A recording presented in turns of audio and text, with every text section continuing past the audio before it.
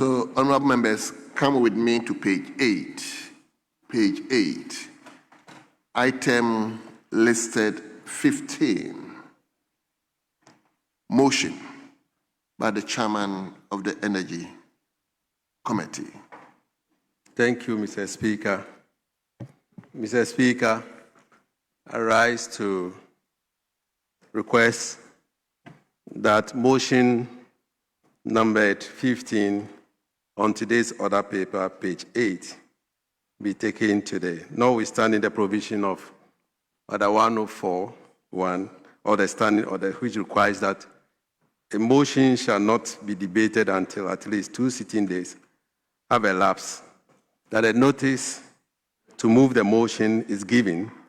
The motion for adoption of the report of the Committee on Energy on the annual statement by the Audit Committee of the National Petroleum Authority for the year 2024 may be moved today. I so move. Thank you very much. Any seconder?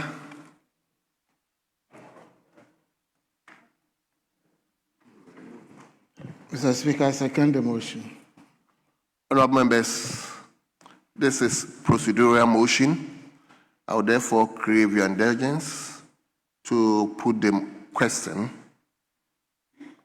And the question is, as many as are in favor that motion listed 15 in today's order paper is adopted, say aye.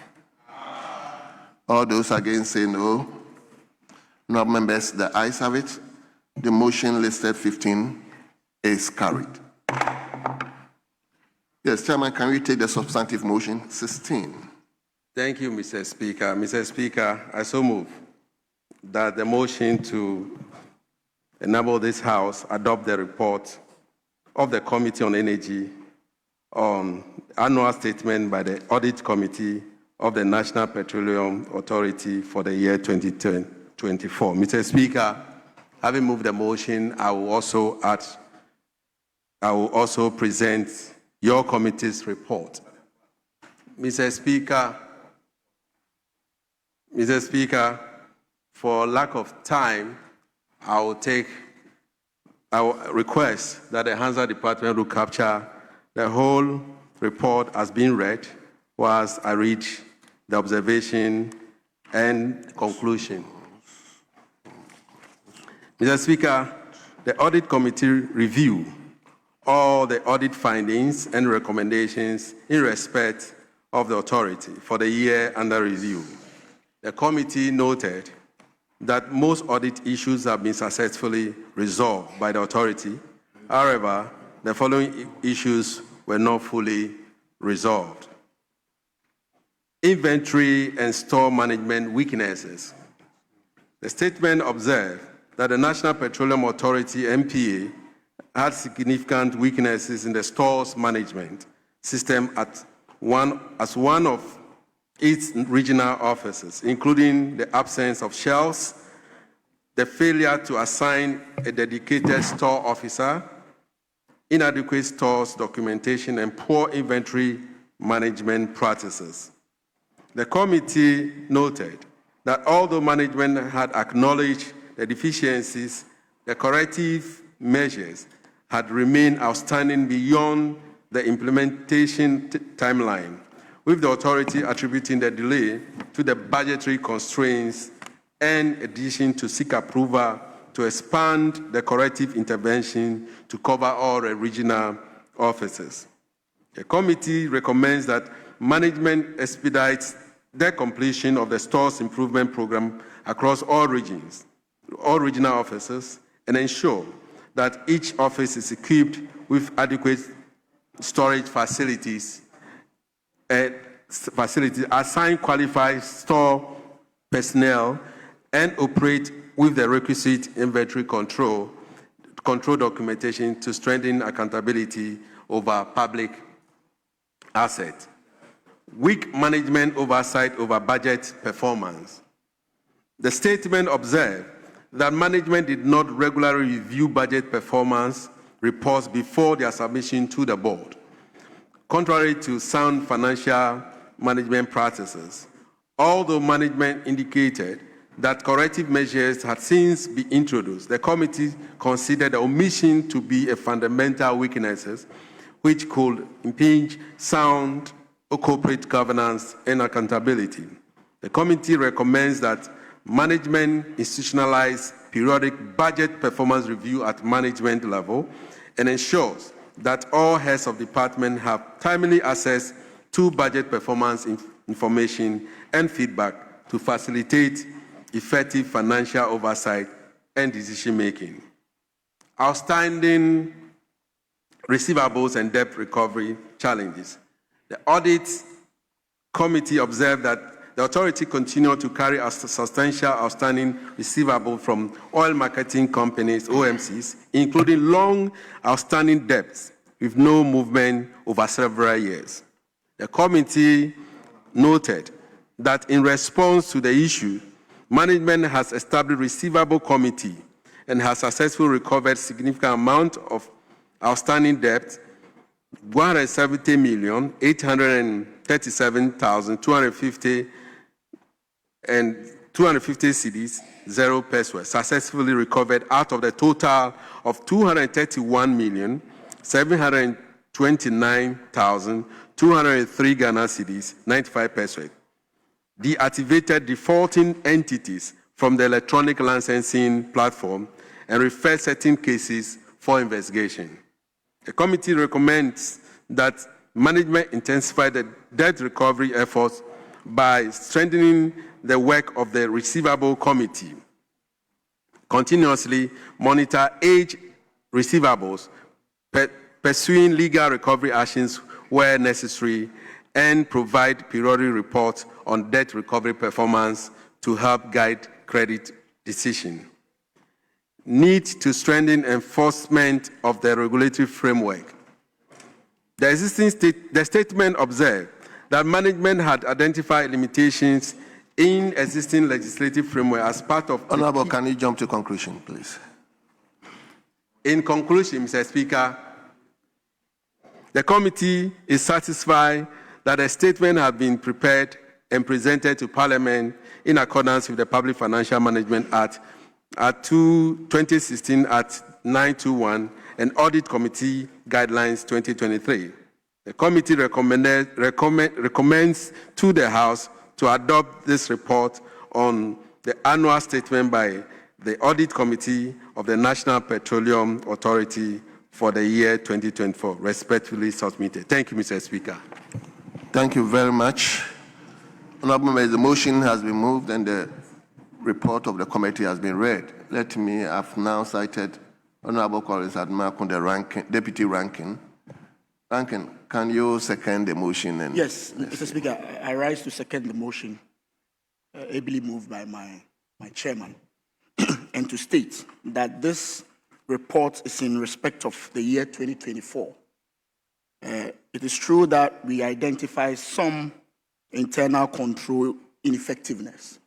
Fortunately, when we were considering the 2025, we realized that most of the issues have been taken care of and resolved in the 2025 report that was presented to us. One of the biggest issues that we encountered was the inability of the management of NPA to meet regularly to, as it were, brainstorm on performance within the year. We acknowledged that and informed them that we do not want to see that weakness occur again in subsequent reports. If you look at the outstanding receivables, Mr. Speaker, over 170 million had been recovered from the 231 million that was outstanding. This year, that effort has continued, having put together a debts recovery strategy, which they explained to us is in full effect. And so, Mr. Speaker, I want to assure members that efforts are being made to ensure that such anomalies do not appear in subsequent audit reports. I thank you, Mr. Speaker. thank you very much. Honorable members, the motion has been moved and it has been seconded. It is now before the House for consideration.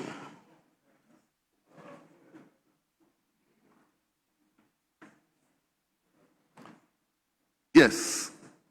Thank you, Mr. Speaker, for the opportunity to comment on the report of the Committee on Energy on the annual statement by Audit Committee of the National Petroleum Authority. Mr. Speaker, going through the report, I do observe that the committee recommendations are about 5 different folds. And Chairman of the committee, I am very happy that the conclusion part that you certified that there was actually no problem. But currently, you could see that even though this House, sometime last year, passed the Energy Sector Recovery Levy 2025, where we introduced 1 cedi per liter of fuel. The essence of this was to reduce the price of fuel at the pump. But it is very sad that looking at the 2024 annual report, as at then, the price of a liter of fuel in terms of diesel was somewhere 14. And then that of petrol was around 11 to 12 cedis per liter.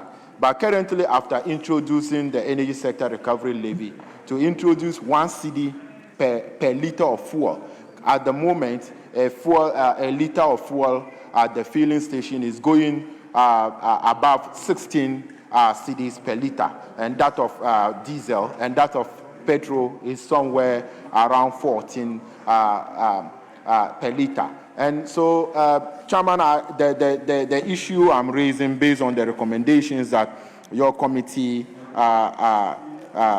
said in its report, it is an indication that the levy that we did introduce did not solve its problem. One of the other reasons for introducing the e-levy, then the Energy Sector Recovery Levy of the 1 cedi, was to keep our lights on. But there is doomsaw in other parts of the country, which it did not serve its purpose, to reduce the price of fuel at the pump, yet fuel prices are higher than what the NDC government inherited. So this is a clear indication that even after introducing 1 liter per liter at pumps, you could not even keep the prices that you inherited. And even introducing the 1 cedi per liter to keep our lights on, we are still experiencing doomsaw in other parts of the country. Even with the energy sector recovery, the reporting to this House in terms of oversight, government had reported that the first 8 months, they were supposed to come back to this House to tell us how much has been realized and to also report to us what has been done. That hasn't been done. I have been able to take it upon myself to file an RTI to the minister responsible for energy about the amount of money that was realized in the energy sector recovery to reduce the price of fuel at the pump, but yet no response have come into that. So, Mr. Speaker, without much, even though I support the adoption of the audit report of the committee, but it is a clear indication that the NDC government, this current government, introduction of the 1 cedi per liter did not solve any problem in the country. It did not stop doomsaw, and it did not reduce the price of fuel at the pump. I thank you, Mr. Speaker. Thank you very much. Honourable Member, if your leader... We are going to have, I think we have about seven different. Okay, then let me go to Afajeto South before I come to you. Speaker, I'm so grateful for the opportunity, whilst I also rise to add my voice for the adoption of the Audit Committee report of the National Petroleum Authority for the 2024 financial year. Mr. Speaker, I wish to particularly draw attention to page 3, item 5.1, which has to do with inventory and store management weaknesses. And in particularly, this report has highlighted deficiencies such as poor inventory, inadequate store documentation, and no dedicated store officer. Mr. Speaker, this is at the heart of weak internal control measures. And once internal control measures are weak, it means operationally and financially, the institution will not be stable. And so, for us to guarantee that there is a balance between supply and demand, we must definitely ensure that internal control measures are strong enough so as to avoid overstocking and so that we make the best use of the little resources that we have. With this few intervention, I wish to call on the House to adopt the report of the committee. Thank you, Mr. Speaker. Thank you very much. I'll give the last floor to Honorable Dr. Kabiru. Thank you very much, Mr. Speaker. Mr. Speaker, I want to thank the Energy Committee for having represented the House in examining the internal audit report of the National Petroleum Authority. Mr. Speaker, two quick issues. The first issue has to do with observation on inventory management. Mr. Speaker, this, I find it quite important to comment on because it is quite a phenomenon among almost all institutions that appear before us in terms of this internal control system. And it's important that as a House, we don't have to have this repeating in every report, every internal audit report that comes to us, because it's becoming a habit and they don't see the agency, but internal controls are as important as any external auditing process because the compliance with corporate governance depends on the system we put in place. And I think that as a House, we need to see how we can address this once and for all. Mr. Speaker, but one of the explanations they keep giving us, which is also contained in this report, is to the effect that they have not been able to do procurement, i.e. of information management system or inventory management systems. And when you ask, you say the Minister of Finance has not given them financial clearance in order to procure those particular, management systems. And I think that we have to, as a House, if at committee level or we have joint committees or even what the committee as a whole, to, send a clear message because, Mr. Speaker, when they keep coming to us and they keep bringing the same mistakes, the same error, the same internal weakness, governance, corporate governance weaknesses, it sends a sense that we are not actually doing our meanwhile, we keep on making recommendations. Mr. Speaker, the last issue has to do with the observation about receivables. The MPA has about 231 million receivables. In other words, this is money that belongs to the state, but this money cannot be retrieved. And due to their internal system, what we call the receivable committees, they were able to receive at about a half of this amount. What it means is that about half of over 170 million is still at large or is still money that we've not been able to, collect. And I think that as an institution, once we commend the MPA for, putting in measure to retrieve part of the money, we must do more because this country cannot be, looking for revenue in order to meet our demands, and yet we have money in the hands of individuals, in the hands of private people that we cannot, retrieve. Thank you very much, Mr. Speaker, for the opportunity. And I also urge the House to adopt or to, accept the report of the committee as reflecting for that particular 2024 financial year. Thank you very much, Mr. Speaker. Thank you very much.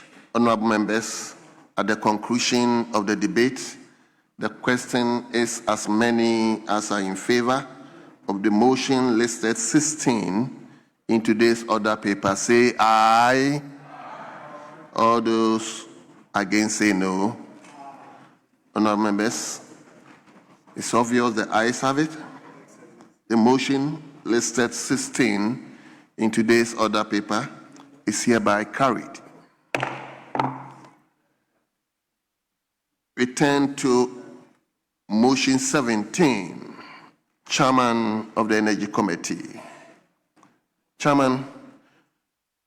Mr. Speaker. Chairman, you have so many reports. Yes, so Mr. Speaker. Please I will try to make them snappy. Yes, Mr. Speaker. Yes. I want to cleave your indulgence to move to page motion 19 on 19. The petroleum hub. I called 17. Yes, Mr. Speaker. They don't have the copy there, so I'll move to 19 and then come back to 17. Yes, Honorable Habib. Mr. Speaker, I don't know whether it is the chairman of the committee who applied for the variation of order of business. His leadership should have been able to do that. And also, you are not giving us enough reasons why you want to move away from motion 17. That is Habib for you. So, Yes. Mr. Speaker, the right thing should be done. The leadership, they should apply for the variation of the order of business. Unless so that he wants to outreach his leaders.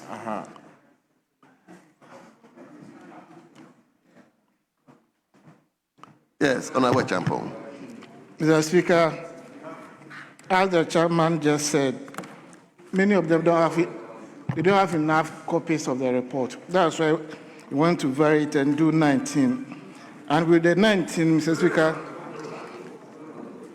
we are talking about 2024 reports, but they've stated 2025, so it must be corrected. The 19 is 2024. Motion report. 19 or page 19? Motion 19 at page 9. Well. So the application has been granted. The application has been granted, but the chairman, before I will allow you the floor, kindly indulge me to acknowledge our visitors at the public gallery. We have a couple of schools at the public gallery, and the first school is Agomeda Presby Basic School.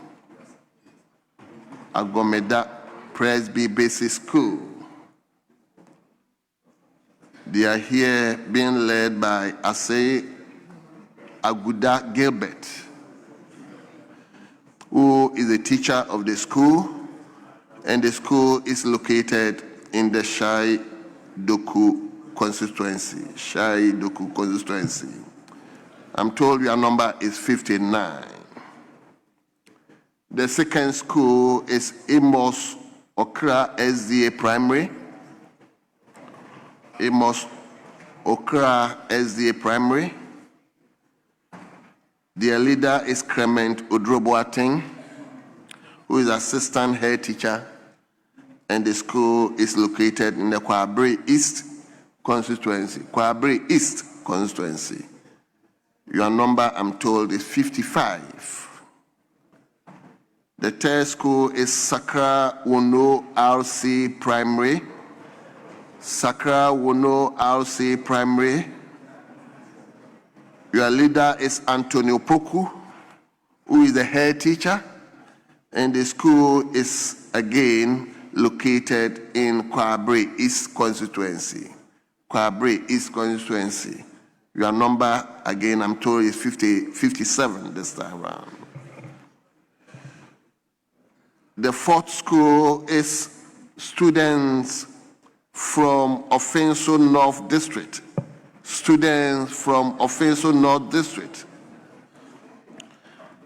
Your leader is Martin Adofojo, who is the District Director of Education, Ghana Education Service.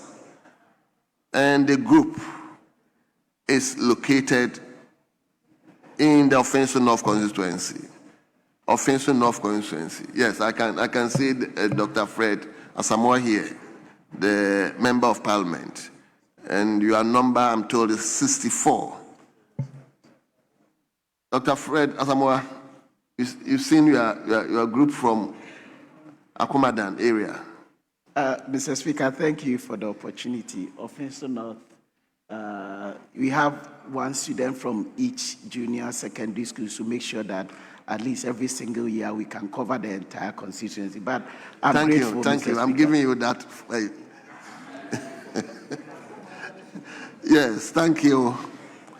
So the fifth school is Methodist AC Junior High School. Methodist AC Junior High School. Your leader is Edmondson Samuel Kobina. Edmondson Samuel Kobina, who is a teacher, and the school is located in a Futu constituency, my leader's constituency. Yes. Again, we have University of Business and Integrated Studies. University of Business and Integrated Studies. Their leader is Tynos Tozi, who is the Law Students Union president. And the group is located in the Wa Central constituency. Wa Central constituency. You are 13 in number. Come again. That's your alma mater. Then you are going to take care of them. Doctor, are you going to take care of them? Mr. Speaker, I mean, they need to experience the hospitality of Ghanaian Parliament. And if I am nominated by a right speaker to do that, if I am nominated by a right to do that, I will do that.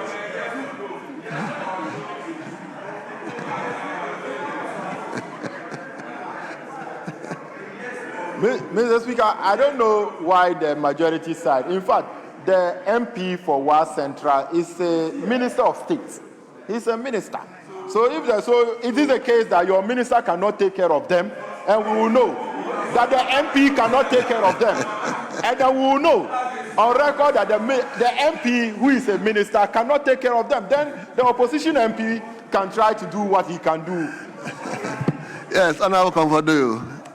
Mr. Speaker, you are leading Honorable Kabiru into temptation.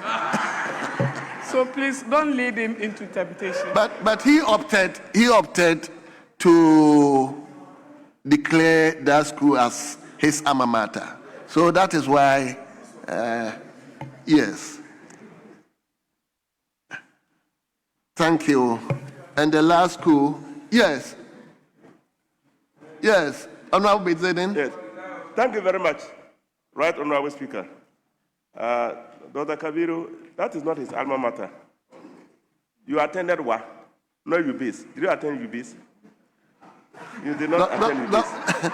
Honorable President, I don't think this is the platform for this discussion. Mr. Speaker, the Wa Central constituency MP, Honorable Rashid Pelpua, is not in the chamber. Why? We are here.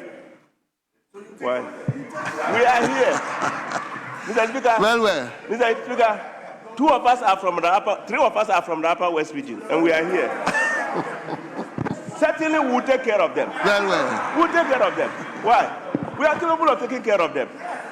Thank you very much. Thank you, Mr. Speaker. The last school is... Mr. Speaker, I think it's important we settle this matter. That 3 members of parliament from the Upper West, the MP for DBI is here. Mr. Speaker, when we say Kroma Eshi, Mr. Speaker, to wait, there is no money in the system. Everybody is suffering, including the MPs. That is the reason why they cannot even own up to even support their people. It's clear. The MPs are running away from responsibility. You know, many of them, doctor was hiding. Look at where Honorable Bizidin is seated, and he's about leaving the chamber. He's on the exit point. So it means that things are difficult. So the MPs, majority MPs, you can't even take care of visitors. Mr. Speaker, Kroma Eshi. Dr. Sandari. Yeah, thank you, Mr. Speaker. Just to set the record straight that under His Excellency John Dramani Mahama and the resetting agenda, Ghana is working. And therefore, we have no problem taking care of them. We are ready to take care of them. Thank you, Mr. Speaker. Honourable members, the last school is Dakuman 1 GHS and Primary. Dakuman 1 GHS and Primary. Yes, their leader is Fortune Abesiafa, who is a teacher, and the school is located in the Abrikuma North constituency. Abrikuma North constituency. I'm told your number is 60.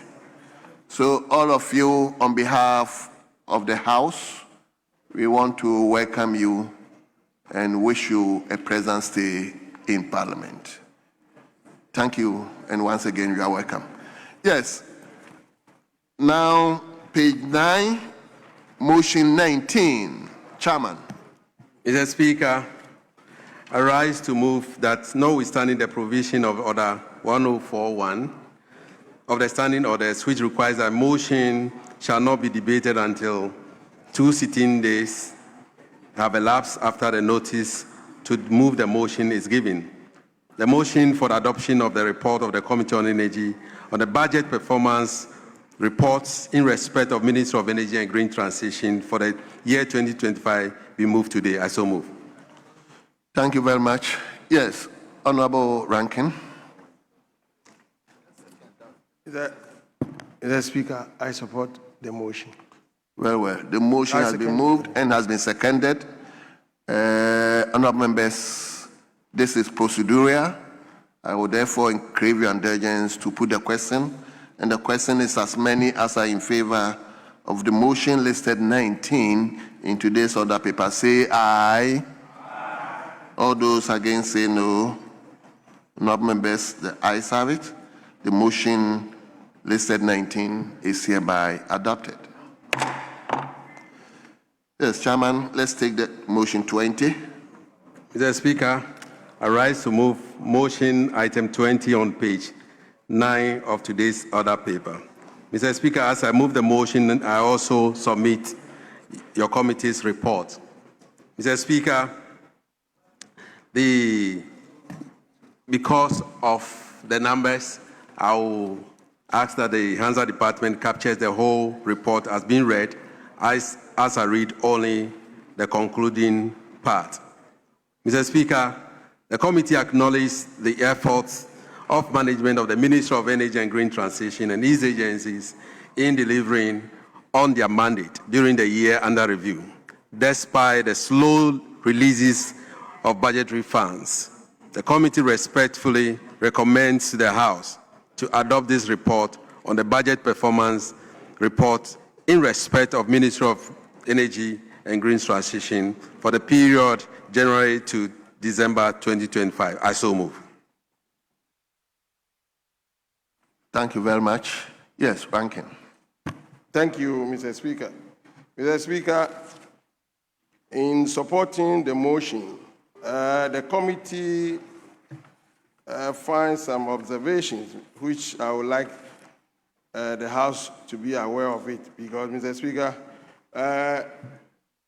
when you look at paragraph, I think that's 5.6, it was there that the ministry intend to establish special purpose vehicle to establish 1,200 megawatt thermal power plant.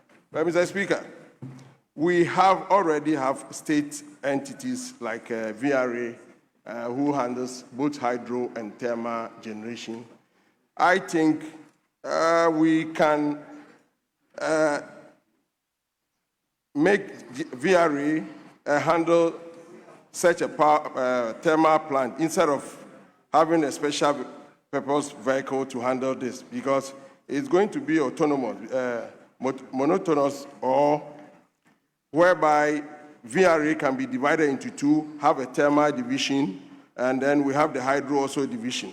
I think VRA can handle such an entity. And then when you move ahead, budget approvals also has become a challenge to the ministry, because the ministry was allocated 1.2 billion cedis. At the end of the year, only 706 million was released to the ministry. It has become an issue whereby the ministry currently need a gas for the gas plant that we have in this country. But, Mr. Speaker, there is persistent natural gas challenges in this country to feed the power, the thermal plant.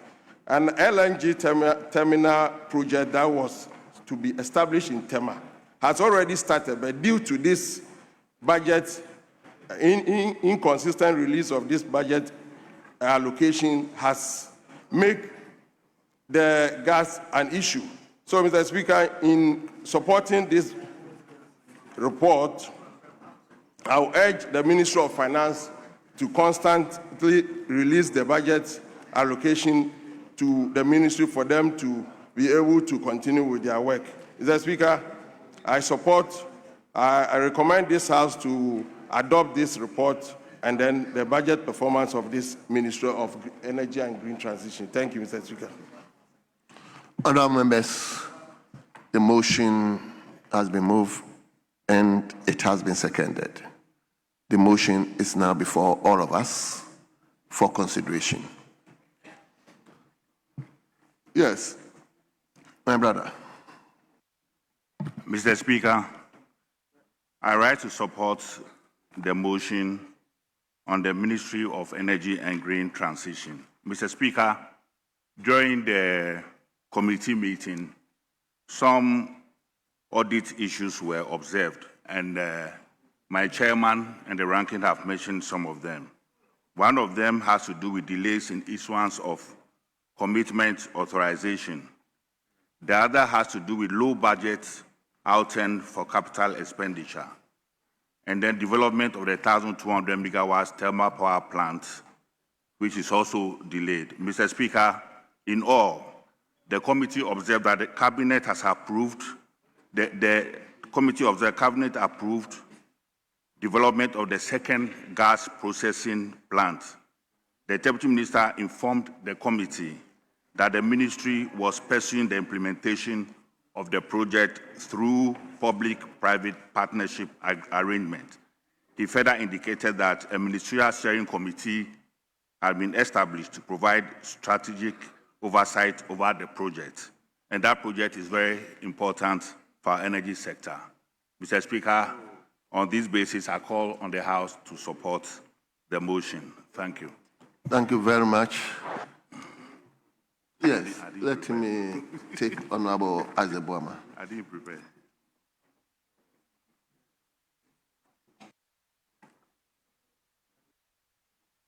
Most grateful, Mr. Speaker, for indulging me to comment on this audit report from the Ministry of Energy and Green Transition. Mr. Speaker, I would comment briefly on two critical aspects. The first was raised briefly by my colleague, and that has to do with the delays in issuance of commitment authorization, 5.5. This has become a very serious area of concern if you look at what other ministries have been reporting on. We all were in this House and we agreed that the Minister of Finance would introduce the commitment authorization.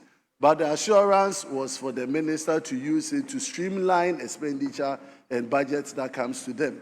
But it shouldn't lead to undue delays to affect the work that the ministries, departments, and agencies require to do their work. Because at the end of the day, if they don't get the money, which has been approved by this House, then it is of no consequence that we introduce the commitment authorization. So that is key. Mr. Speaker, my second commentary will be situated on the second gas processing plant. At 5.7, it said that they're looking at developing the second gas processing plant. But the issue that the committee raised was pursuing this through a PPP engagement or an arrangement. We already have Ghana Gas established.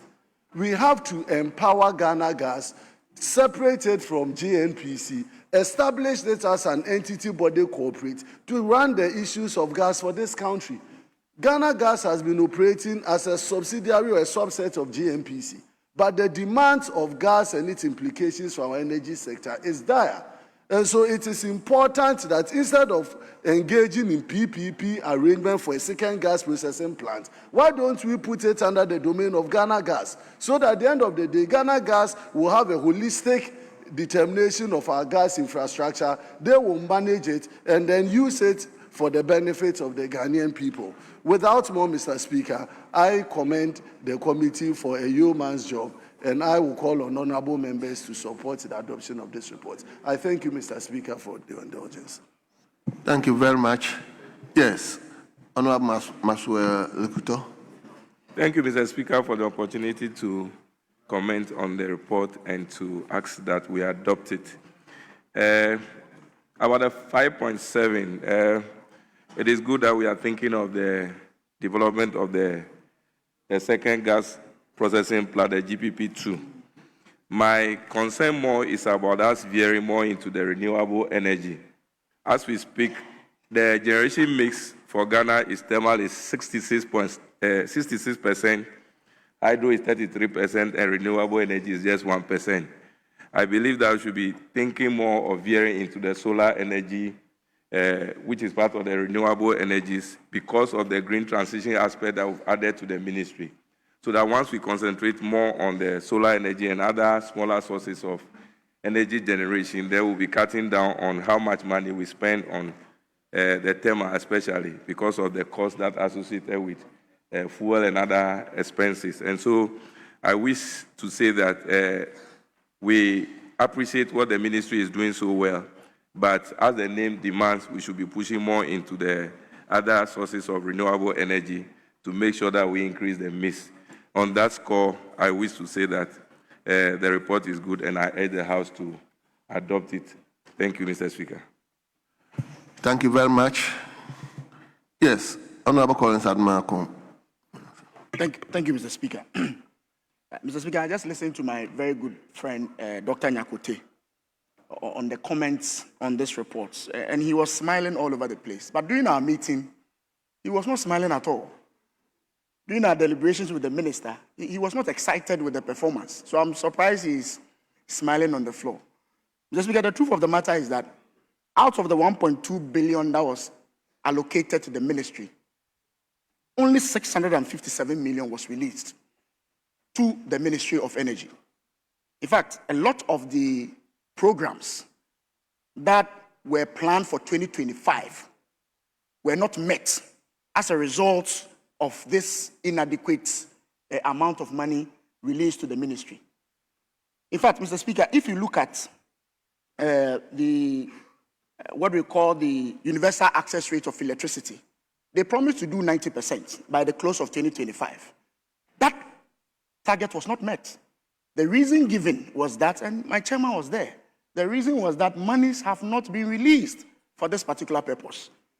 So I'm surprised Mr. Nakote, who was so angry, now smiling all over the place. And if you look at the conclusion, Mr. Speaker, the conclusion is quite clear. Despite the slow releases of budgetary funds, it's quite clear. When you come to the 1,200 megawatt thermal plant, Mr. Speaker, as my ranking member said, there are state-owned institutions that are already involved in power generation. This government has set up an SPV to conduct this particular project. Same as the second gas processing plant. We have Ghana Gas, but they've set up a special purpose vehicle to undertake this particular project. Commitment authorization. Mr. Speaker, we have visited almost all the agencies under the ministry. Everywhere we go, the major problem with almost all the agencies has to do with commitment authorization. Most of their projects have been delayed because there's a huge delay at finance to release this commitment authorization. So I was not surprised when the report was presented to us, and it was clear, based on their performance report that they presented to us, that they've not met almost all their targets. Almost all their targets have not been met, Mr. Speaker. So I will entreat the Ministry of Finance that this issue of commitment authorization, delays in commitment authorization, be looked at very critically. IPP renegotiations. In the 2025 budget, Mr. Speaker, it was announced that they've made savings of $250 million. It was repeated in the 2026 budget. When they came to meet us, it became clear that even the document that has to come to Parliament for Parliament to deliberate on has not been presented to Parliament. But they had gone ahead to announce in the budget that they've made some savings. It was just 2 days ago that we got hints that the report has been presented to Parliament. But it has already been announced in the budget that they are making a savings of $250 million.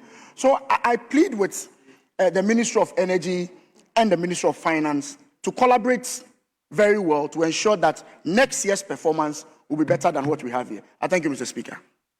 Thank you very much. Dr. Kabiru, but be snappy. Thank you very much, Mr. Speaker. Mr. Speaker, the first observation, IPP renegotiation.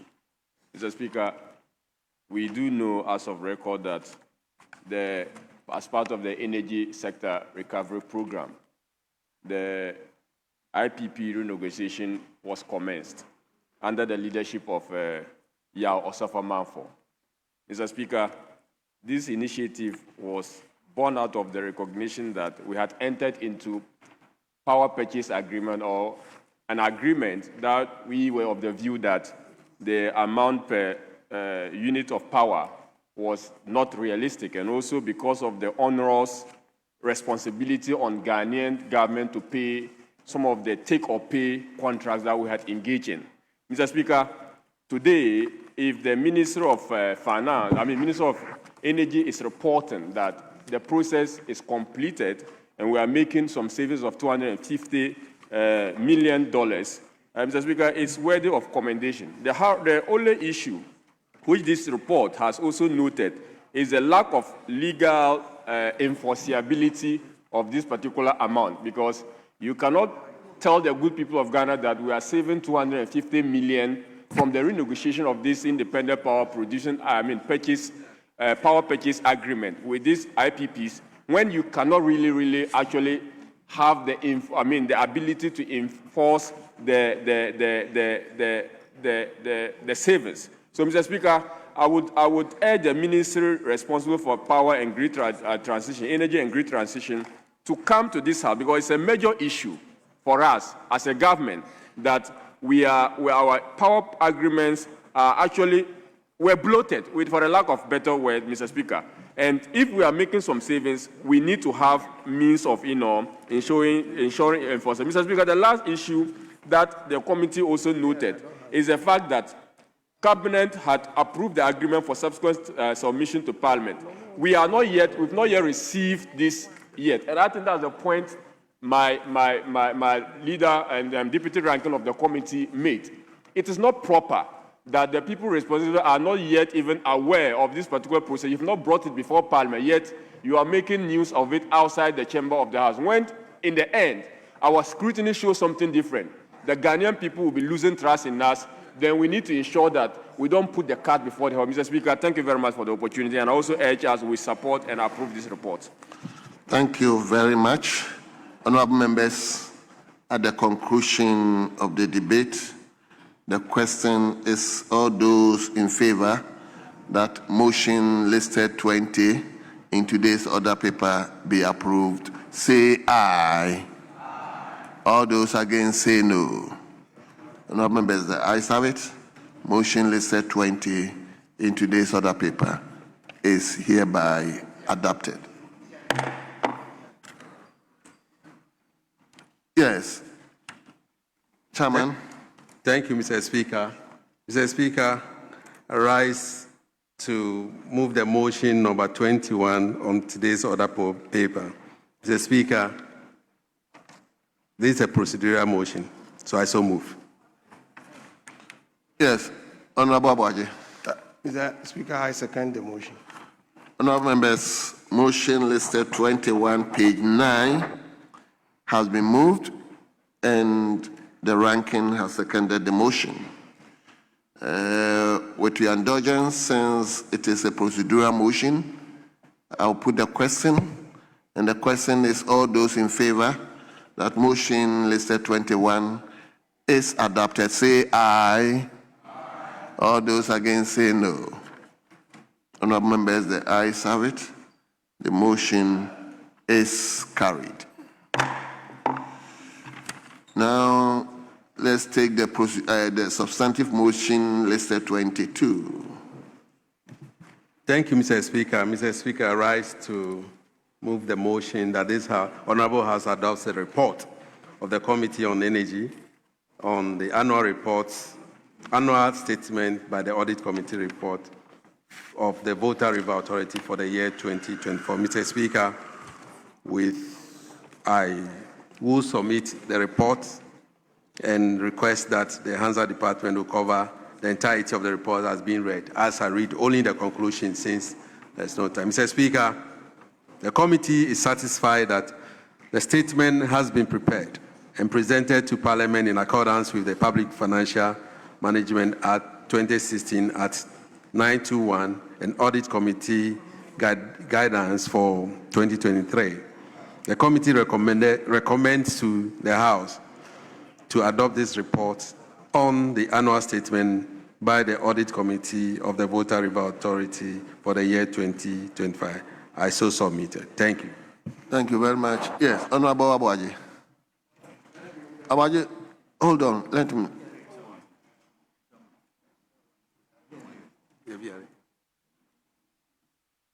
Yes. Mr. Speaker, I respectfully, since we have a lot of motions to be taken, I'll plead with the House that we can do 1-1 so that we'll not waste too much. Even the Economic Committee to want to take their motion. So the contributors, we can do 1-1 on every motion. This has nothing to do with leadership. Yes, Honorable Habib. Mr. Speaker, I don't know where Honorable Achampong is coming from, because for you to be on your feet to make such statement, you should engage. When you get engaged and we have that's not how it's been done. So, Mr. Speaker, he is completely out of order. Yes, Honorable Abuaji, can you second the motion for us? Thank you, Mr. Speaker.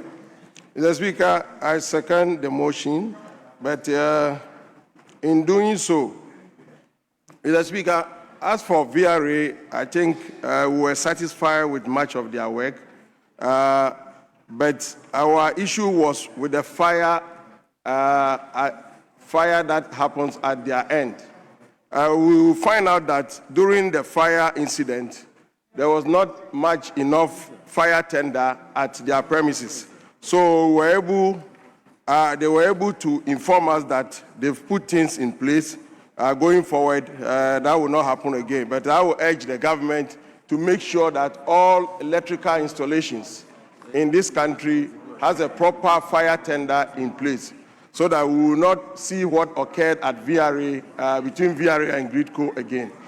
In doing so, Mr. Speaker, I urge this House to adopt this report for the annual statement of the Audit Committee of the Volta River Authority for the year 2024. Thank you.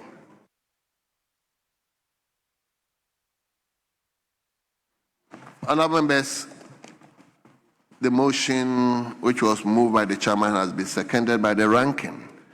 It is now before all of us for consideration.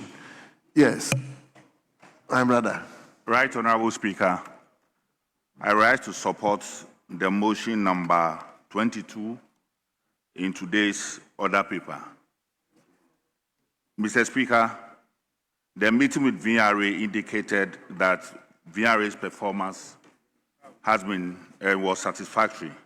However, one key audit finding, which is the separation between VRA and Gridco, was thoroughly discussed. Mr. Speaker, the committee observed that although VRA had made progress in completing the separation and transfer of assets to Gridco, the rebanding of the two entities, the formal transfer and documentation of some properties, particularly in the NEDCO operational area, remains outstanding. The committee noted that the delays in completing the asset transfer process could create uncertainty regarding ownership and asset accountability. The committee therefore recommended that management expedite action in the outstanding legal administrative process relating to the separation of the two organizations. Mr. Speaker, in all, we all know that VRA is foundational to the nation's socio-economic development, driving economic transformation through reliable electricity generation, power export to the neighboring countries, and environmental stewardship. It is foundational to national energy security and stability.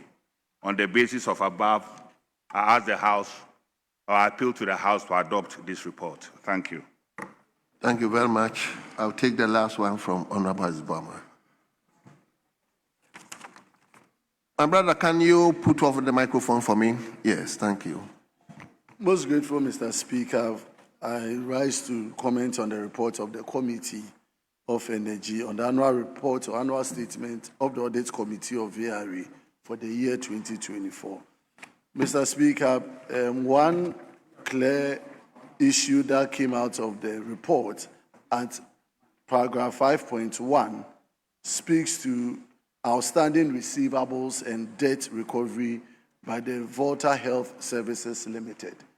It is instructive to note that they had an outstanding bill of about 24 million, which took a lot of time for them to be able to collect the amount up to about 2.8 million.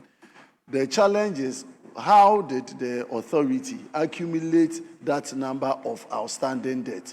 It is important that they strengthen their debt collection mechanism or they reduce the piling of debt, because these are money, if available to the organization or the authority, it will go a long way in improving their service conditions. Mr. Speaker, similarly under paragraph 5.3, concerning unsupported receivables exceeding credit period under Akosumbo Hotels Limited, the report is indicating that about sum of 121,000 was also outstanding from their books. And the committee was informed that Akosumbo Hotel have significantly again reduced the receivables to a paltry 2,800. It's all about improving on our debt collection mechanisms. With this, Mr. Speaker, I believe VRE has shown that they have the capacity to run our energy sector, and they are doing that commendably. We commend the leadership of VRE, and I ask and urge this House to adopt this committee. I thank you, Mr. Speaker. Thank you very much. Honorable, you are a member of the committee, eh? Speaker, I'm a friend to the committee. A friend to the committee. That is so. Very Thank well. you. Thank And the you. benevolence of the chairman. And the Thank you. Honorable members, at the conclusion of the debate, the question is all those in favor that motion listed 22 in today's order paper be adopted, say aye. All those against say no. Honorable members, the ayes have it. The motion is carried. Are we taking 23? Yes, Mr. Speaker. Okay, go ahead. Yeah, you want to make application for me? Okay.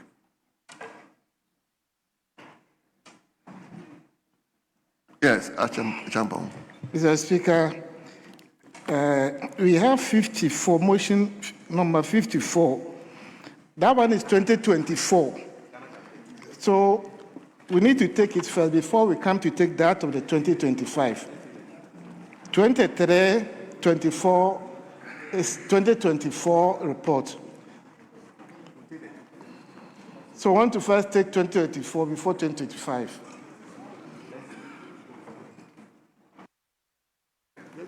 Mr. Speaker, we don't have copies of the report on the Tema Oil Refinery. That is motion number 54.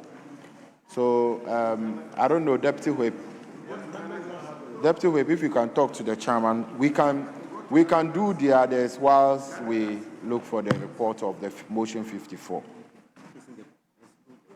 Mr. Speaker, it is rather motion item 55. If you permit us, we'll take the motion 24 and then 55, since we have the 2024 and 2025. In fact, it flows together. And so, with the indulgence of the House, we'll take the two separate reports, but we'll take it together. But Chairman, I think the application Honorable Champon made was just to allow the House to follow. If the 2024 one has not been done and we are now doing 2025, it's a better. So he wanted us to follow sequentially. So I think what he's saying is right. But I think the report is loaded on the console. Is that all right? It's loaded. Mr. Speaker, we don't have a problem with motion 55 and 24. We have the report. It was the case that the 54 that we didn't have, but 55, which is the Ghana Gas, that's 2024, and 24, which is the same Ghana Gas 2025. So the proposal from the chairman, it wouldn't be bad if he present the 2024 as suggested by the deputy whip. Then you move to the 2025, and then we can follow it through that way. I don't think it's a problem. Very well. So the way we will present it to make things movable. So let's hear you, Chairman. Thank you, Mr. Speaker. Mr. Speaker, I rise to move the motion number 55 on today's order paper. 55, 55 on today's order paper on page 16. That this House, Honorable House, adopts the report of the Committee on Energy on annual statement by the Audit Committee of the Ghana National Gas Company for the year 2024. Mr. Speaker, as I moved, I also present your committee's report for the same year. Mr. Speaker, I would ask that the Hansa Department will capture the entirety of the report as being read, as I read only the conclusion. Mr. Speaker, the committee recognized the efforts made by Ghana Gas Limited Company to address the identified deficiencies and improve operational and governance structures. The committee encourages the company to pursue the implementation of the outstanding recommendations. The committee, in view of the foregoing, recommends to the House to adopt this report or the annual statement by the Audit Committee of the Ghana National Gas Limited Company for the period January to December 2024. I so submit. Thank you so much. Honorable Ajibwaje. Thank you, Mr. Speaker. Mr. Speaker, I rise to second the motion for the audit report for Ghana Gas. Mr. Speaker, at the committee level, we find out some minor issues with Ghana Gas, and they were able to explain it. But what other thing was, they bought a plant where they have a property, plant, and equipment that has remained fixed. The asset has been devalued, but it has not been fixed all this while. So they were able to explain to us that it's not that they don't want to use it, but it's because when the need comes before they will be able to use it. So, Mr. Speaker, the other things were just minor issues, which they were able to explain themselves, and it was resolved at the committee level. So, in so doing, I urge this House to adopt the report for the annual statement by the Audit Committee of the Ghana National Gas Company Limited for the year ended 31st December 2024 and then 2025. Thank you. Thank you very much, honorable members. The motion listed 55 has been moved by the chairman, and the ranking has graciously also seconded the motion. It is now before the House for consideration. Sorry. Yes. Mr. Speaker, I rise to support the motion number 24 on page 10 of today's order paper. It's 55, page please. 55. I rise to support the motion number 55.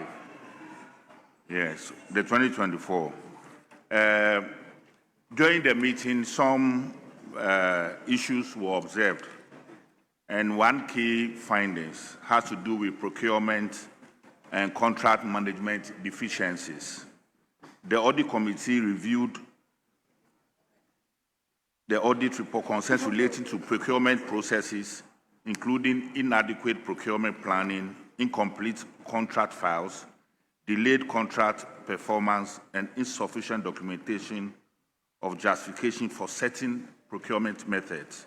The committee observed that some contracts lack complete supporting documents, such as delivery confirmations, performance certifications, or evidence of competitive processes. The committee stressed that adherence to procurement laws is essential to ensuring value for money, operational efficiency, and reduce exposure to penalties. Mr. Speaker, apart from this finding, generally the performance was very good. And we all know the importance of Ghana gas to this economy. Ghana gas currently supplies 84% of the fuel consumed by Ghana's thermal plants. This drastically reduces the country's reliance on expensive fuel imports, saving an estimated $1.3 billion annually. On the basis of this, Mr. Speaker, I urge the House to accept this report. Thank you. Thank you. Honorable Azebuama. Most grateful, Mr. Speaker. I rise to second this motion to adopt the audit report of Ghana Gas for the year 2024. Mr. Speaker, the report indicates a lot of internal control weaknesses, and that is the reason why we do audit, so that when these are revealed and comes to light, the institutions are able to correct them. Issues around internal controls and operational systems, we had procurement and documentation weaknesses amongst others. Fortunately, when the management of Ghana Gas appeared before the committee, they had taken a lot of steps to address most of the inefficiencies and the challenges. And the committee actually imposed on them that we wouldn't want to see a repetition of these things come the year 2025.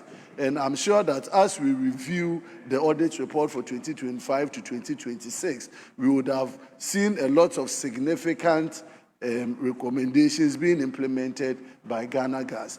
All that we're seeking to do as a house, which is this parliament, is to strengthen state institutions to be efficient in the way they do their things. Ghana Gas has come to stay. Ghana Gas provides an essential service to our energy sector and our energy delivery system. And it is important that as a house we support them. All that we urge the agency is that they should continue to abide by the rules, by the Public Financial Management Act, so that we don't see a lot of these infractions coming again. With these few words, Mr. Speaker, I want to comment for this House to adopt this particular motion. I thank you. Honourable members, at the conclusion of the debate, the question is, all those in favour that motion listed 55 be adopted, say aye. All those against, say no. Honourable members, it's obvious the ayes have it. The motion listed 55 is carried. Yes, Chairman. Mr. Speaker, I rise to move the procedural motion, item 23, on today's order paper, page 10. Item 23 for the 2025. Very well, very well. I so move. Yes, Honourable Abuaje. Mr. Speaker, I second the motion. Honourable members, motion 23 is procedural, and it has been moved by the chairman and seconded by the ranking. I will indulge you to put the question since it's just a procedural. And the question is, all those in favor that motion 23 be adopted, say aye. All those against, say no. Honourable members, the ayes have it. Motion listed 23 is carried. Now, Chairman, let's take the 24. Thank you, Mr. Speaker. I rise to move motion item 24 on today's order paper, page 10, that this Honourable House adopts the report of the Committee on Energy on the annual statement by the Audit Committee of the Ghana National Gas Limited Company for the year 2025. Mr. Speaker, as I move the motion, I also submit your committee's report and request that the Hansa Department will capture the entirety of the report as being read as I read the conclusion part. Mr. Speaker, the committee acknowledges the efforts of management of the Ghana National Gas Company Limited to address the issues raised and implement corrective measures to strengthen the company's operational efficiency, financial management, and governance systems. The efforts may need to be sustained to ensure that all outstanding issues are fully and successfully resolved. The committee accordingly recommends to the House to adopt this report on the annual statement by the Audit Committee of the Ghana National Gas Company Limited for the year ended 31st December 2025. I so submit. Thank you, Mr. Speaker. Thank you very much, Honorable Aboaji. Thank you, Mr. Speaker. As I've already stated in the 2020 report of the Ghana Gas, the Speaker, all were minor issues, but they've taken steps to address them. With the issue of inaccurate exchange rates that apply to foreign currency transactions, we're able to inform them that moving forward, they should ensure that contractual negotiations with suppliers accurately reflect the official Bank of Ghana exchange rate to help prevent the anomalies that normally occur on the exchange rate issues. Aside that, Mr. Speaker, everything on the Ghana Gas was, it's okay.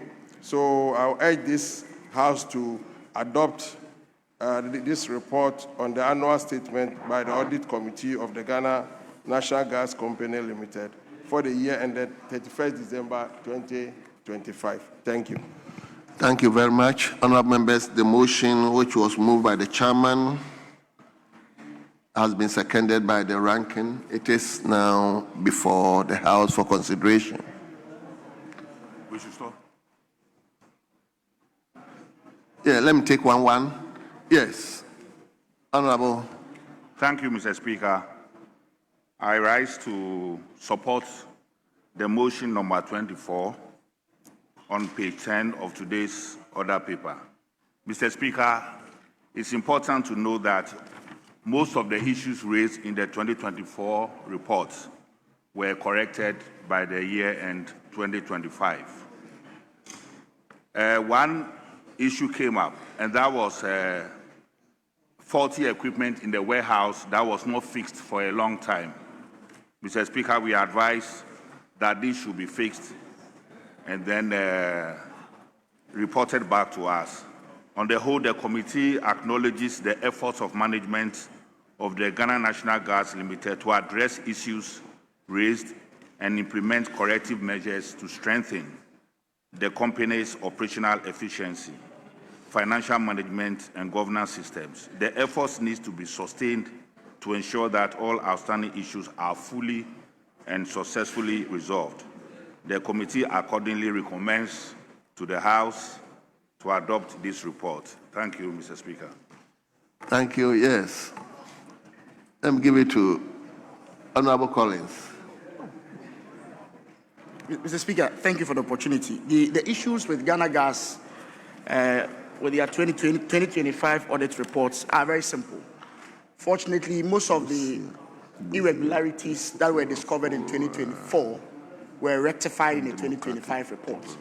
And so when we met them, close to about 95% of all the issues that had come up earlier on had been taken care of. So I would like to commend Ghana Gas for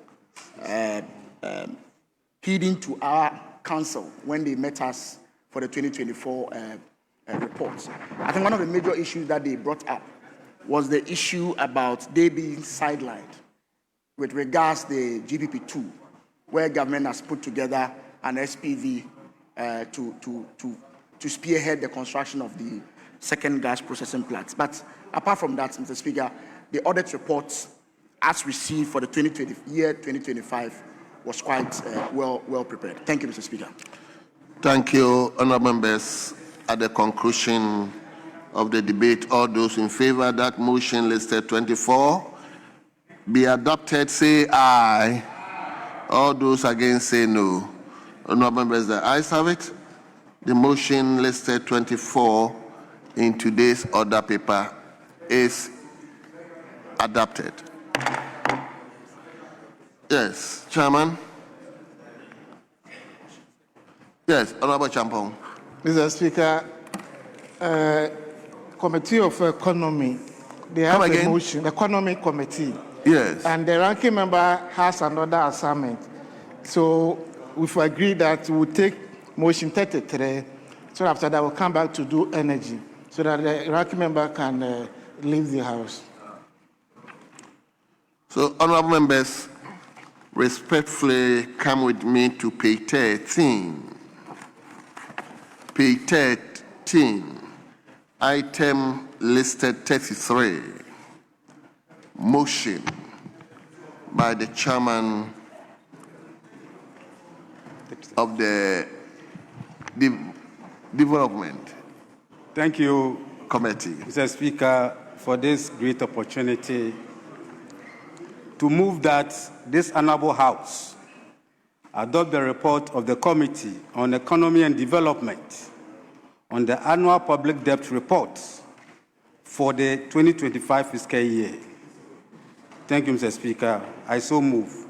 By doing so, Mr. Speaker, I will plead with the Hazards Department to fully capture the entire report as having been read fully. I will just go through the introduction, skip the background, outline the committee's observations and reports, and the observation and recommendations. Chairman. And finally... Chairman, have you distributed the reports? Yes, right now, Speaker.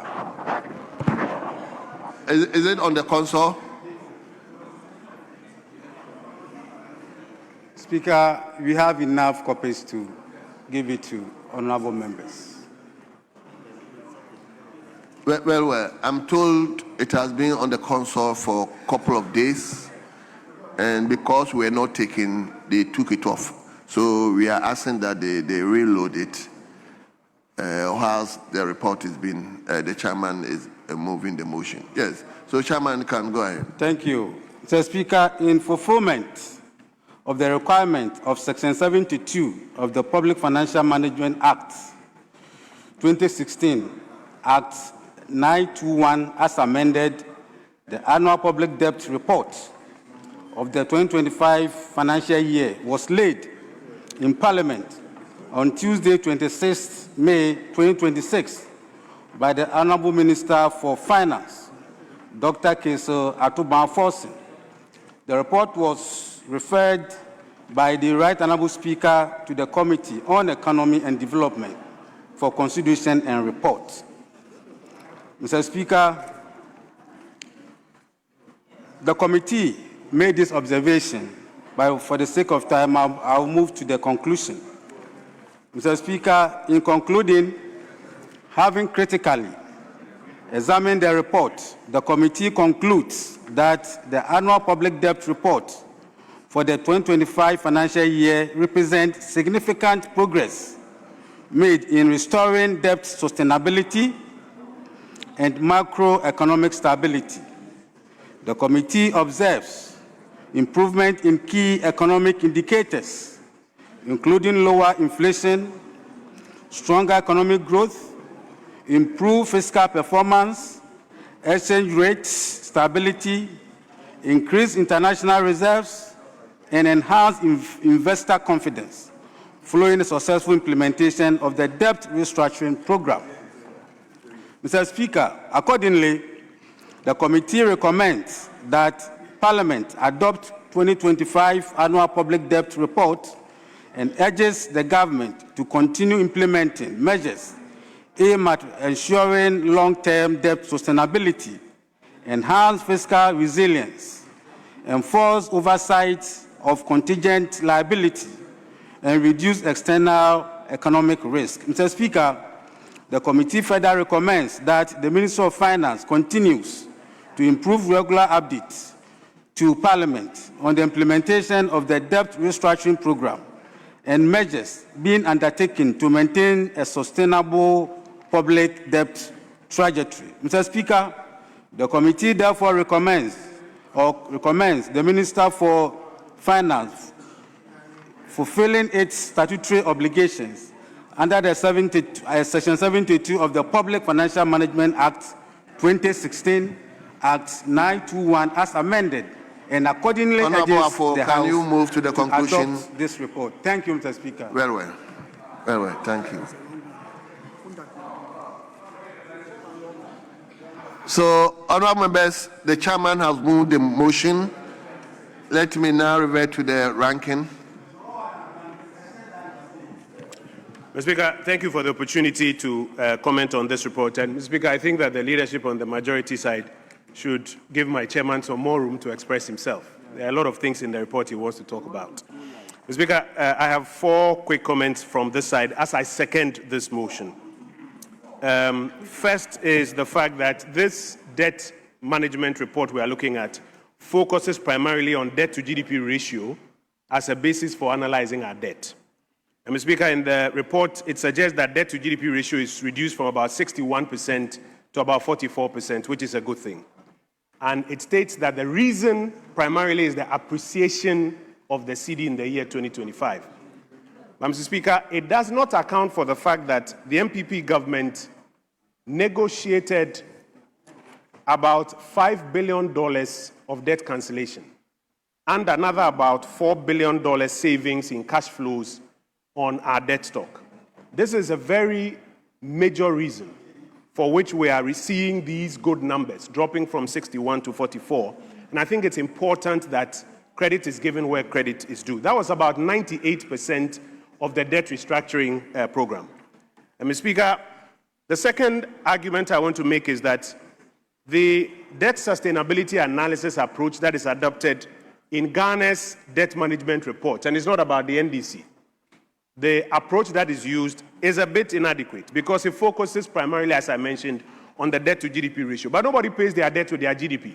Mr. Speaker, we should rather be spending some more time analyzing our revenue to debt servicing ratio because you really pay your debt with your revenue. Or on the external debt side, looking more at our export earnings and comparing it to our debt servicing. Or perhaps even comparing debt servicing to tax revenue generally.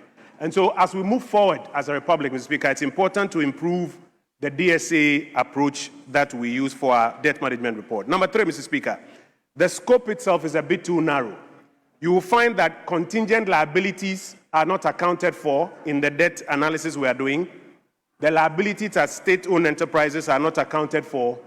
Guarantees that are given are not accounted for. And so it gives us a very narrow view of what our debt picture is.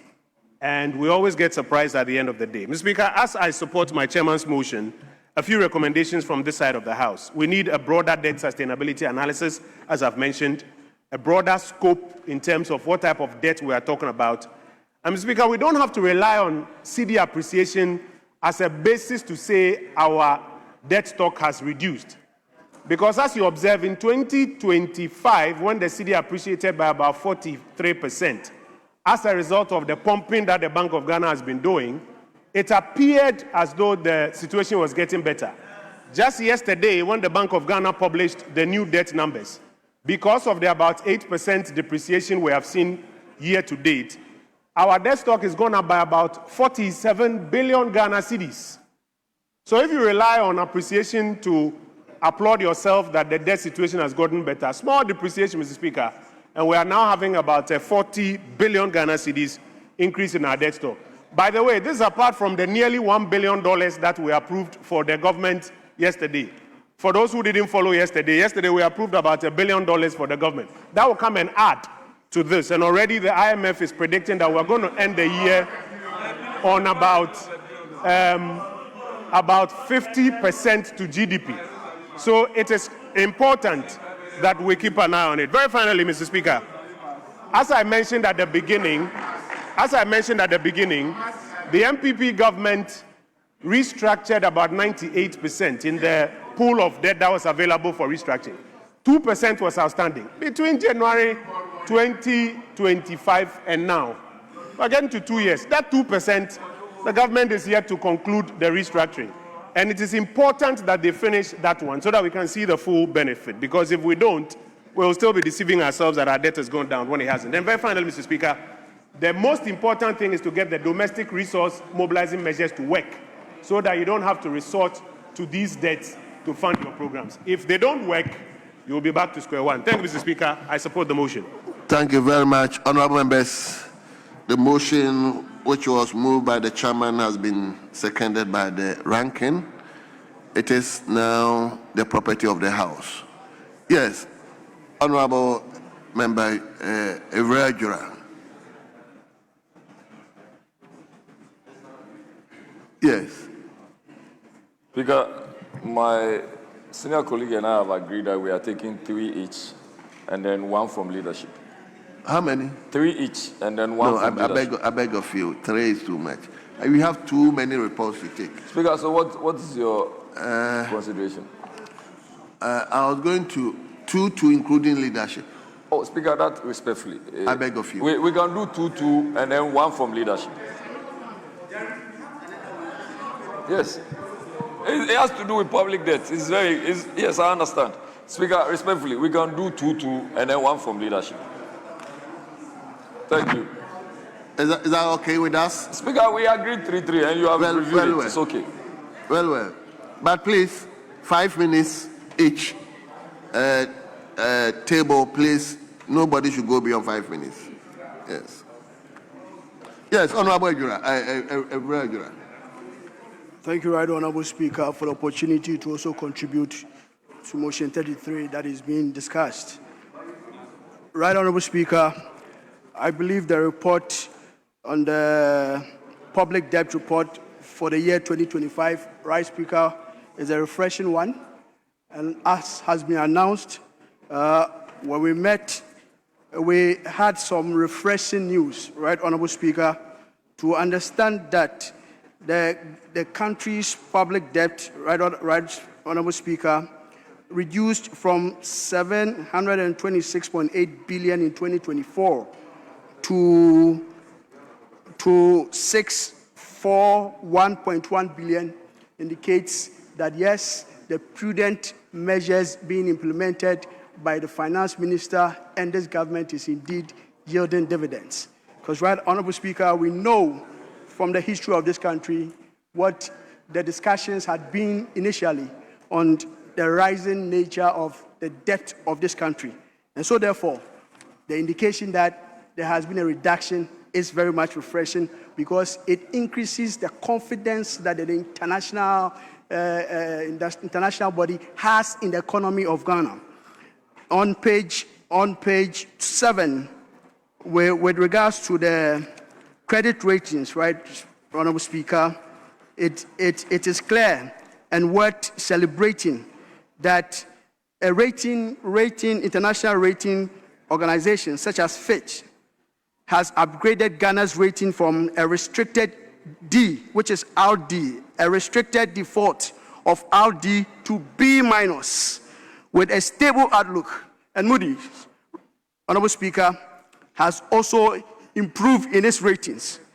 Moody's Investor Service upgraded the country's rating from CAA2 to CAA1. And lastly, S&P Global's rating also increased Ghana's one from SD, which is select default, to CCC+. This is refreshing because it boosts confidence in the economy of Ghana.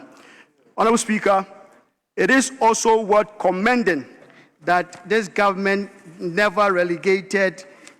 relegate the implementation of the debt restructuring program. It indicates that we inherited an economy, and no matter the program, we're bent on focusing and ensuring that it yields dividends, and that is worth commending. The report, in sum, Honorable Speaker, has indicated a macroeconomic stability. We made mention of inflation being improved, and the reserve of this country also gaining grounds. From the report on paragraph 454.2, Ghana's cedi appreciated also by 40.7%. And on the reserve, it is refreshing also to understand and to learn from the reports that our gross international reserve increased from 9.1 billion, that is 4.1 months of import cover, to 13.8 billion, which makes up 5.7 months of import cover. It aids planning, and also dealings with the international organizations such as the World Bank and IMF and others. So, Honorable Speaker, in sum, I believe that it is refreshing.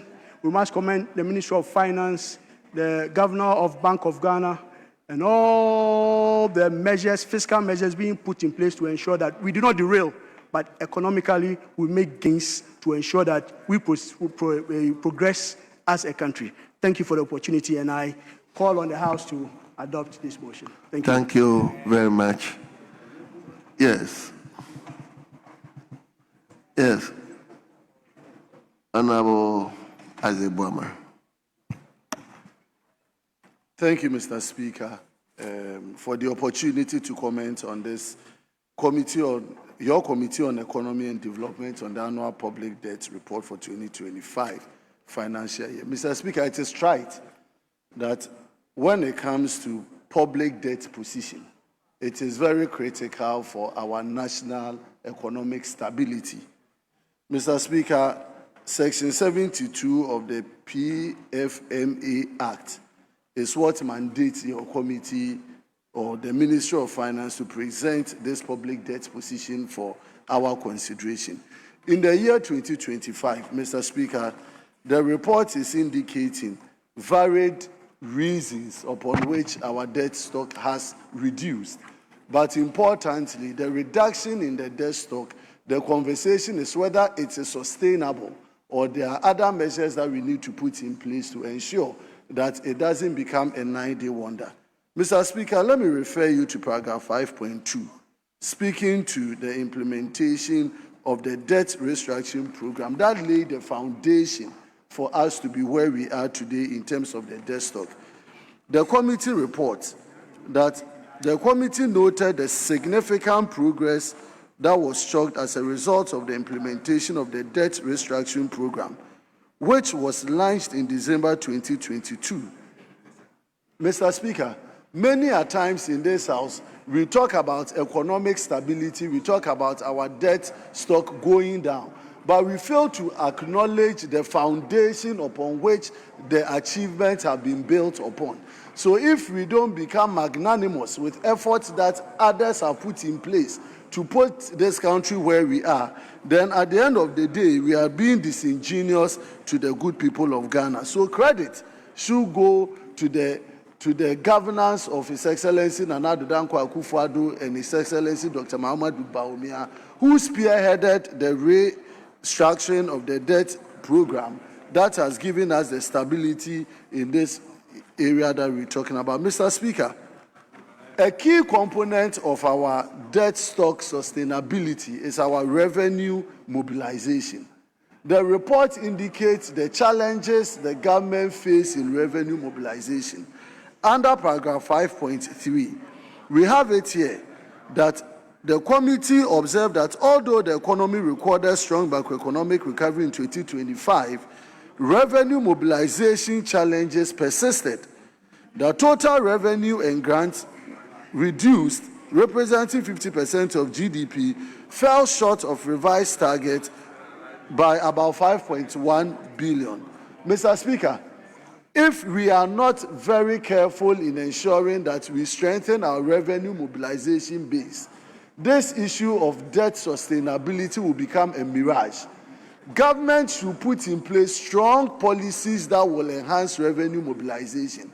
Because if you look at this report, and this is consistent with what we are even seeing in 2026, the revenue targets that are set vis-a-vis its achievement, and this week, I'm sure by tomorrow, the Minister of Finance is coming to this House to speak to us about the mid-year budget. It is important that government strengthens revenue mobilization for the year 2026 to deal with our public debt management. Mr. Speaker, let me go to my final point, which speaks to our vulnerability to external economic shocks. The committee observed under 5.6.1 that despite significant improvement in our macroeconomic indicators, the economy remains vulnerable to external economic shocks. In 2025, if you check the stability of the cedi, where the cedi went down to around 10.4, 10.5, as we speak today, the cedi is trading against the US dollar in excess of 11.5, 11.6. So it means that we are still vulnerable to international shocks. economic shocks. And that tells us that the achievements that were recorded in 2025 within our public debt position is not likely to be the same if you look at it post-2025, 2026 to 2027. It all speaks to how we are managing our numbers in terms of our exchange rate, because most of the debt are foreign denominated and in dollars. And so it is important that government addresses the external vulnerabilities of this country. Mr. Speaker, without more, I agree that government is a continuum. What is being discussed today as 2025 achievement? Yes. Yes. Yes, Honorable Dr. Mr. Amor. Speaker, thank you very much for giving me this opportunity. Mr. Speaker, in any serious economic jurisdiction, what we are discussing, what we are commenting this morning is extremely important. And for that matter, it has to be given the needed attention by all relevant stakeholders. Mr. Speaker, we always seem to demonstrate just a cliche, depending on where one is, whether in opposition or in government. I think for once,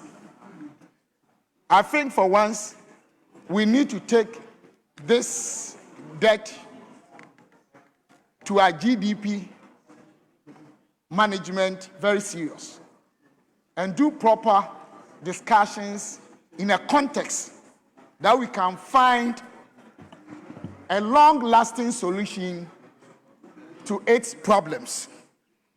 Mr. Speaker, it is true that our debt to GDP has been drastically reduced. But then, one cannot talk about it without considering the background and what we have to do as a country. Whether we accept it or not, it is true, and it is a fact, that a few years back, the whole world was hit with economic crisis. And that plunged the globe and Ghana into a situation where productivity and market activities were impaired. That for the first time in the history of this country, civil servants and public servants were asked to stay home, but they were paid. Private sector had to sack over 40,000 workers. Payee corporate taxes were highly reduced to the extent that we had revenue shortfall of about 12 billion. Mr. Speaker, our main financing arms include debt financing and revenue. So government inevitably had to rely profoundly on that financing. And because we had market impaired and productivity impaired, our GDP was not growing, but we're financing using debt. So our debt to GDP went to over 80%. But this is where the love story begins. The then government, as prudent as it was able to manage the economy to the extent that by the time our brothers took over this economy, our debt to GDP had reduced to about 61.8. Honorable, please, when we are talking, I kept quiet. Mr. Speaker,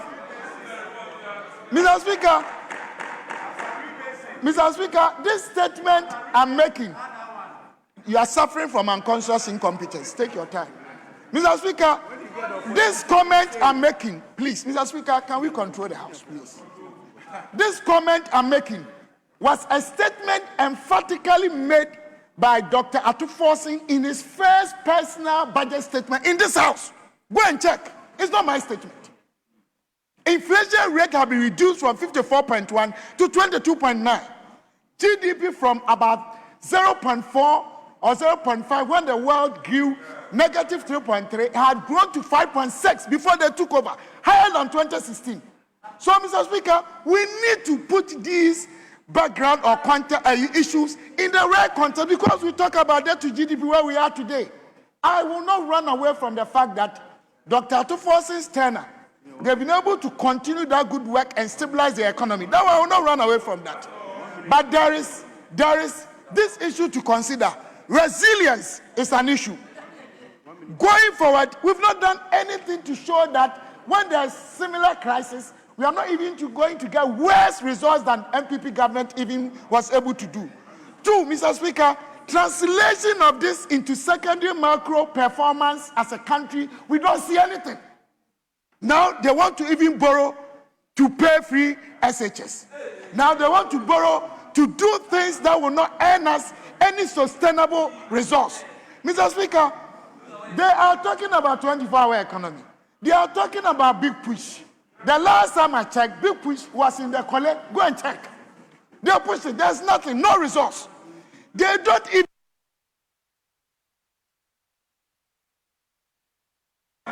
Thank you. Thank you. Why? Nobody should stop. If this is what they want to do, no, we will speak. Ah. Speaker. No, say he's coming to speak. He is coming to speak. Ah. If they will not be tolerant and listen to others, they will not be. No. No. Honorable members. Honorable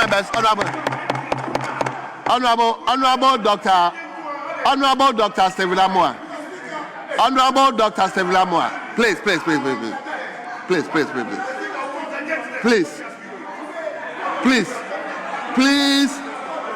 What interjection? No.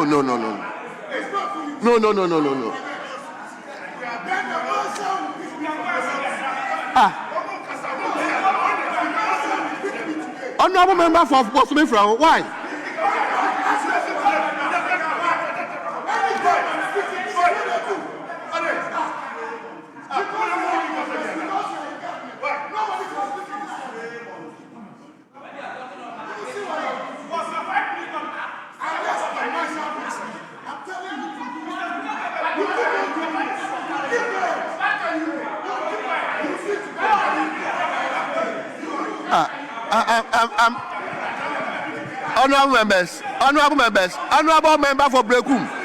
Honorable member for Brekum, please.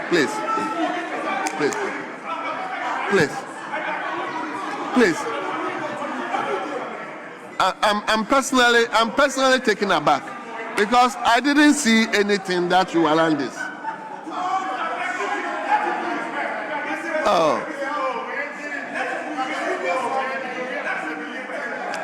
Honorable member for Brekum.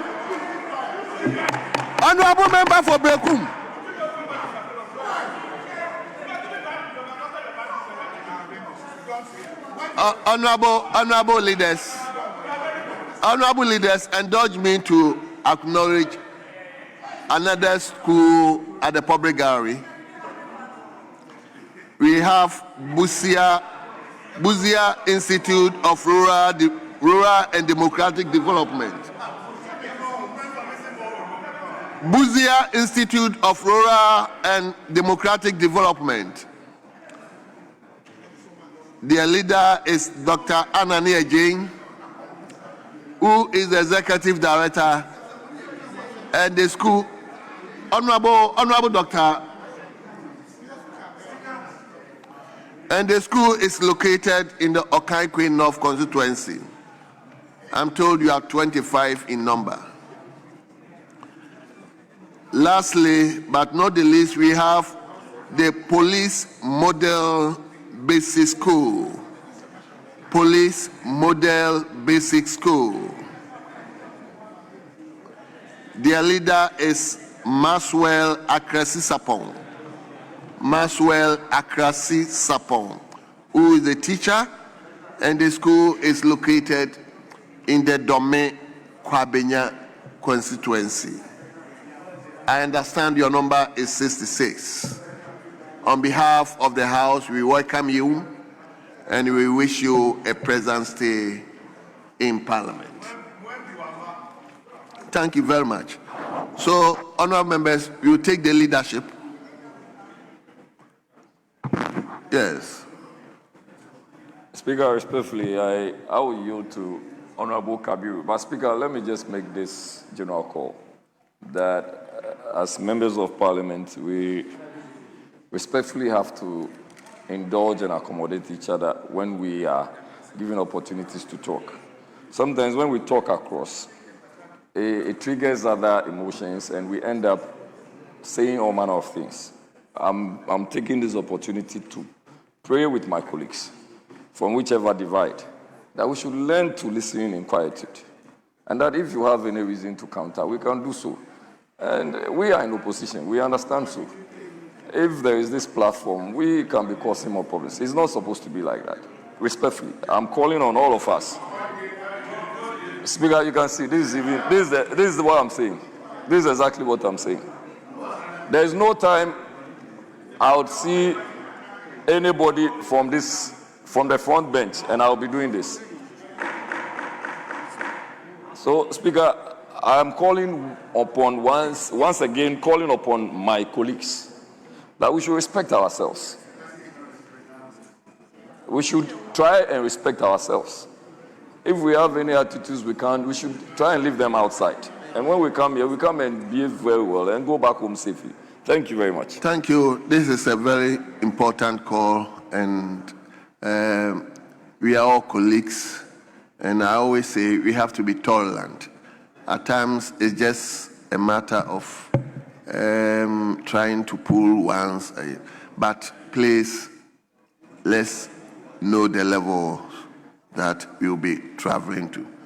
So once again, Honorable Jali, your call is in the right direction. I thank you so much. Yes, so you said you are yielding to Honorable Kabilo. Yes, Honorable Kabilo. Honorable Seka. No, we term it, and now. Oh, I beg. Yes. Yes, Honorable Kabilo. Thank you very much, Mr. Speaker. Mr. Speaker, I take the privilege to make one or two comments on the report for the year 2025 covering Ghana debt stock. Mr. Speaker, the report has drawn our attention to the fact that in nominal terms, our debt stock is around 641.1 billion Ghana cedis, which is about 61.3 billion. And Mr. Speaker, what is important is to note that, which other speakers have stated, the reasons for the reduction in the debt stock. Mr. Speaker, out of the three reasons that have been stated in the report, the first reason is the appreciation of the cedi. The second reason is the debt exchange or debt restructuring program. And the third reason is fiscal consolidation. These are the three reasons that we have been told in this report is accounting for the reduction in the debt stock and bringing our debt to GDP to some 44% of percent. Mr. Speaker, we need to put on record that behind this particular number, the details, we must put on record that for the year under review, the government has borrowed 89.9 billion. 84.9 billion is what the government borrowed for the year under review. And if you doubt it, go back to the report by the Minister of Finance that talks to our debt reporting. The Minister of Finance report, that is the Public Debt Statistic Bulletin. You would get the figure that I'm referring to. So for the year under review, 84.7 billion was borrowed. Also, Mr. Speaker, we need to also know that the year under review, there was debt servicing. And the debt servicing for that year was 77 billion. So in effect, Mr. Speaker, for the year under review, there was a net borrowing from the report, from the government own report. Mr. Speaker, but that is not even the issue. If you look at the domestic, debt is divided into two, the domestic debt and the external debt. Mr. Speaker, external debt is the only place or is the only handle that we are having some respite. When it comes to the domestic debt, the government continues to borrow and borrow and borrow every single day, Mr. Speaker. And that should be worrying, because if you continue to borrow and you max the borrowing by the appreciation of your cedi, you will get into difficulty in the event of a crisis. In the event we have a cedi or a currency crisis, you will get into difficulty. And that's the point our ranking member stated, that if your only remedy if your only solution, if your only way you are managing the debt stock is because there's an appreciation of a currency, which is due to a confluence of several factors, Mr. Speaker, in the event of currency crisis, this country will find itself in difficulty. And we are urging the minister responsible for finance that we should not be anchoring our debt to GDP on the fact that our CD is appreciating, because in either event, a currency crisis can lead us to a difficult situation that we find ourselves before the debt exchange program. Mr. Speaker, the next issue that this report has drawn our attention to, which I need to highlight, of course, the previous government took the fall. Even in this House, we've had speakers upon speakers blaming the then government for the debt exchange program or the restructuring of the debt. Mr. Speaker, in this report, the government is commending itself, the government is praising itself, and we are being told to accept that story as the true state of affairs, that we are having some good numbers because there was a debt restructuring program. Mr. Speaker, we all know the politics they made with the debt restructuring program. Now, as I've always argued, the results of such a program is now the cornerstone of their economic success. And that is the irony in this whole discourse, that the thing that you bastardize is now the cornerstone of your macroeconomic stability, is the cornerstone of the good thing that you think you are now doing. Mr. Speaker, the last issue that I want to handle is the issue of revenue mobilization. The report has highlighted the failure of government to meet its revenue. Mr. Speaker, this is something that the Minister of Finance should come to this out and address, because you are doing revenue to GDP. I mean, you are doing revenue of 224.9 million Ghana cedi for the year. Mr. Speaker, this is a failure of policy, especially in revenue management, and the government must do something about revenue mobilization, because we cannot continue to borrow ourselves into economic management. Borrowing that they have said is not economic management. They are continuing with the borrowing, and they have to stop them. Mr. Speaker, thank you very much for the opportunity. Thank you very much. Am I putting the question, or you want to speak? Yeah. Yes. Mr. Speaker, thank you very much for the opportunity to contribute to your committee's reports. Mr. Speaker, many of our friends are turning to be prophets of doom. Things that have not happened is what they are talking about. But the report speaks for itself. You all seen the good news recorded in this report. We left a loan portfolio of 120 billion. By the end of the 8-year term, you move it to 748 billion Ghana cedis. Debt to GDP ratio moved to over 100%. When you were living, it was around 61%. And now it's 44.7%. And instead of praising the government, you are here saying, and then what you did is giving us all these important indicators. Mr. Speaker, it's about economic discipline. The fiscal consolidation the minister is doing, it now have a handle on the economy. When he brought commitment authorization, people were talking about it. When he set up value for money office, people were talking about it. There have been discipline in the system. And this is giving us all these positive results. And we want to spread heads over this.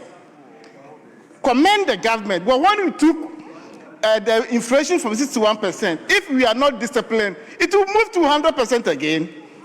Because of discipline, fiscal consolidation, that's why you are getting all these results. So don't say the DDEP that you did is creating all these positive indicators. What about those people who died? What about those people who died, the pensioners? So, Mr. Speaker, governance is continuing. We have a government which is putting in place positive measures. We have a country to run. Let's all come together and support the ministry to achieve its set goals. They are talking about revenue challenges. Today, this morning, we had a meeting with the finance minister, and the numbers are looking good. Tomorrow, you hear good news. So, we have a disciplined finance minister and a disciplined government. This is something we need to support. Because by the end of the day, the depreciation of the currency, all of us are benefiting. The inflation, all of us are benefiting. I thought one was going to tell me maybe the transmission mechanism is delaying, so many people are not getting the feeling of it. That one I will agree with you. So this report, keep it and let's work with it. Compare this to that of 2024-23. It tells you that the reset agenda is on course. So please, let's support this administration, because by the end of the day, all of us are going to benefit. If you go to the market, it's on course. Resetting agenda is on course. What's it? Thank you. Honorable Champo, conclude. We have so many things to do. Mr. Speaker, if you go to the market and prices of goods and services are low, they will not ask you, are you MPP or NDC? The way you enjoy life under this administration as compared to the end of 2024. So, Mr. Speaker, the report speaks for itself, and there are positive news in this report. Thank you. I thank you very much for the opportunity. Honorable members, at the conclusion of the debate, the question is, all those in favor that motion listed 33 be adopted, say aye. All those against, say no. Honorable members, the ayes have it. Motion listed 33 is carried. Yes, I guess we take 34 as well. Yes. Yes. Honorable Afo. Mr. Speaker, I move that this Honorable House adopt the report of the Committee on Economy and Development on the conduct of monetary policy, macroeconomic review, and banking sector development. Mr. Speaker, I would therefore urge the Hansas Department once again to capture this report as having been fully read by my good self by taking the introduction and conclude. Mr. Speaker, pursuant to the Bank of Ghana Amendment Act 2016, Act 918, Section 53A requires the Bank of Ghana to present half-year reports to Parliament on the conduct of activities in the exercise of its mandate at the end of February and January each year. Mr. Speaker, the report on the conduct of monetary policy, macroeconomic review, and banking sector development was laid in Parliament on Friday, 24th October 2025 by the Majority Leader, Honorable Mahama Yariga. The report was subsequently referred by the Right Honorable Speaker to the Committee on Economy and Development for consideration and report. Mr. Speaker, in concluding, Mr. Speaker, the committee has examined the report on the conduct of the monetary policy, macroeconomic review, and the banking sector development for the period January to December 2025, and has observed that the Bank of Ghana generally performed well in relation to significant improvement in key macroeconomic indicators, particularly the decline in inflation, the stabilization and appreciation of the Ghanaian cedi. Chairman, can you move to conclusion, please? Mr. Speaker, the committee commends the Bank of Ghana for fulfilling this obligation under the Act 53A of Bank of Ghana Amendment Act 2016, Act 918, and accordingly urges the House to adopt this report. Thank you, Mr. Speaker. Thank you very much. Yes, Honorable Member for Ofuansia Iribi. Mr. Speaker, thank you for the opportunity. Member. Thank you, Mr. Speaker. And since I will not be contributing later, I just want to make my submissions as I second. Mr. Speaker, first, it's important that we correct some misleading statements that have been made. The Deputy Chief Whip on the other side suggests that debt to GDP ratio reached 100% in years gone by. Mr. Speaker, in 2022, when it was at its peak, it was 85.7%. In 2023, it was 76.4%. In 2024, it was 70.5%. It never got to 100%. This is a house of records. and we should not be misleading the Ghanaian public or putting things in history that are inaccurate. If he has any contrary specific facts, he should state them here. But Mr. Speaker, let me specifically second this motion to adopt the report of your committee on the Bank of Ghana's conduct of monetary policy. Mr. Speaker, the reason for which it is the Bank of Ghana that handles monetary policy is that they issue currency, and they are responsible for preserving the value of the currency. Additionally, price stability is the first of the 6 economic policy objectives that any government wants to embark upon.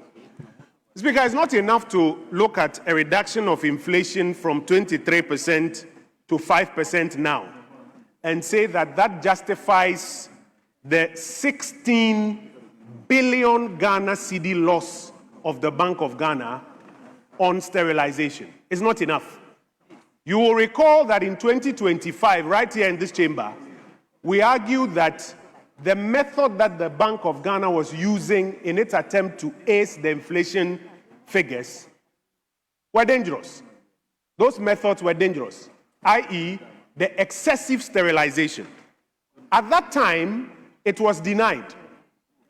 When the Bank of Ghana published their figures at the end of the year, they themselves admitted that for the first time in Ghana's history, they sterilized over 93 billion Ghana cedis from the market. Sterilization essentially means that the Bank of Ghana has mopped up the money from the system so that people don't have liquidity to execute demand. That's why today the traders are telling you in town that, yes, you may say inflation has come down, but their goods are on the shelf and people don't have money to buy. Mr. Speaker, that sterilization cost us 16 billion Ghana cedis. And the majority side has been trying to convince Ghanaians that it's the cost of stability. It is not the cost of stability. It's the cost of bad policy choices. And I'll explain to you, Mr. Speaker. In 2022, inflation was 54% as a result of high crude oil prices. Remember that Brent crude was at $128 per barrel at the time. And so inflation went up to 54%. The MPP government reduced inflation from 54 to 23% before it left office. That was a 31, listen. That was a 31% drop in inflation. We didn't spend 16 billion Ghana cedis to drop inflation by 31 points. You bring inflation down from 23 to 5, which is only 18, and you lose 16 billion. And you say that is the cost of stability. What sort of mathematics is this? What sort of economic policy is this? And so this 16 billion Ghana cedis, which they have lost, is because of poor policy choices. They paid for things they didn't need to pay for.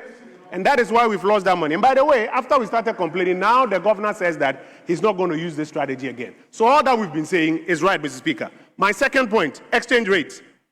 This government likes to convince itself that the cedi started appreciating when they came to office. I borrowed the words of the chief whip. We are in a community of reading men, and so we read. Read the 2024 Bank of Ghana report, which was published in 2025 under the signature of Governor Siama. Governor Siama says that the appreciation started in Q4 2024. It didn't start on your watch. Mr. Speaker, it is because the domestic gold purchase program yielded forex, which forex is being used for intervention. It is only this government that says that it has a new name for intervention called intermediation. Remember, Mr. Speaker, when we said that they were intermediating or intervening and they said intermediation, they denied initially, and at the end of the year, we found out that it has been 10 billion Ghana cedis. That's what the Bank of Ghana was coming to tell the press and the whole country, that they said they didn't want him to speak before them. But that was as of December last year. Mr. Speaker, between January and now, how much intervention has gone on? We're expecting the Minister of Finance to tell us when he comes here tomorrow. But, Mr. Speaker, we, according to the IMF, are relying on high gold prices and high gold volumes. What will happen when gold prices go back from this 5-year high where it is at now? We are living on borrowed time, Mr. Speaker. Very finally, if you look at the series of economic and financial data published by the Bank of Ghana a few days ago, before the Monetary Policy Committee meetings, $1.2 billion of our reserves is gone. $1.2 billion of our reserves is gone. our reserves have reduced by $1.2 billion. What have you used it for? Because you have told us that you are not doing intervention and that it is proceeds from the forex market that you are pumping. So where has the $1.2 billion gone? Mr. Speaker, we're expecting that when the finance minister shows up tomorrow, he will show us where this $1.2 billion is gone. Because we cannot continue with this exercise of continuously intervening and calling it intermediation and reducing the reserves of this republic, while at the back end, we are just buying gold whose sources are questionable for this enterprise. So, Mr. Speaker, going forward, we have two recommendations. Tight monetary policy does not mean excessive sterilization. We are happy that now the governor is listening and says he will no longer do it. Mr. Speaker, secondly, that structure where they were buying gold high and selling low to get forex to pump onto the market, we are happy that the governor has announced yesterday that he will no longer be funding the gold board.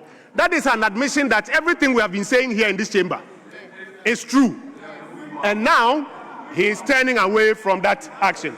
If he follows these recommendations, it will bode well for him, for the Bank of Ghana, and for the Ghanaian economy. I thank you, Mr. Speaker, and I support the motion. Yes, honorable members, the motion listed 34 has been moved by the chairman and graciously seconded by the ranking. It is now the property of the House for consideration. Yes, member for Ejura. Thank you, Mr. Speaker, for the opportunity to speak to the report on the conduct of monetary policy, macroeconomic review, and banking sector development. Mr. Speaker, the mandate of the Bank of Ghana has been clear from day one. And the mandate, Mr. Speaker, as I read, is that the primary objective of Bank of Ghana is to pursue sound monetary policies aimed at price stability and to create an enabling environment for sustainable economic growth. Mr. Speaker, against the backdrop of the doom by my colleagues, we ask, why were we in the worst situation economically as of December 2024? And we want to remind our colleagues on the other side that the 2024 elections was benched mostly on the bad economic situation we were in. Mr. Speaker, the report demonstrates a continued improvement in Ghana's macroeconomic fundamentals through, as I mentioned, sound fiscal and monetary policy consideration.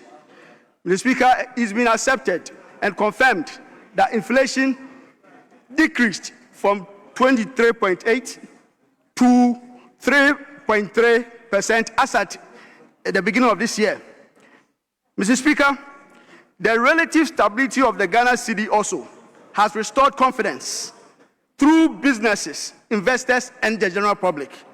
Mr. Speaker, the Bank of Ghana was specific that all these policies was meant at, Mr. Speaker, stabilizing and appreciating the Ghana cedi, as I've mentioned.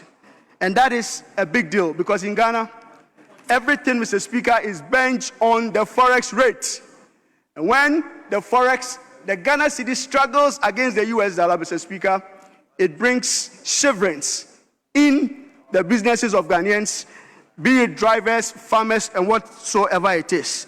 Mr. Speaker, the steady buildup of Ghana's gross international reserve, Mr. Speaker, has strengthened Ghana's external position and resilience against external shocks.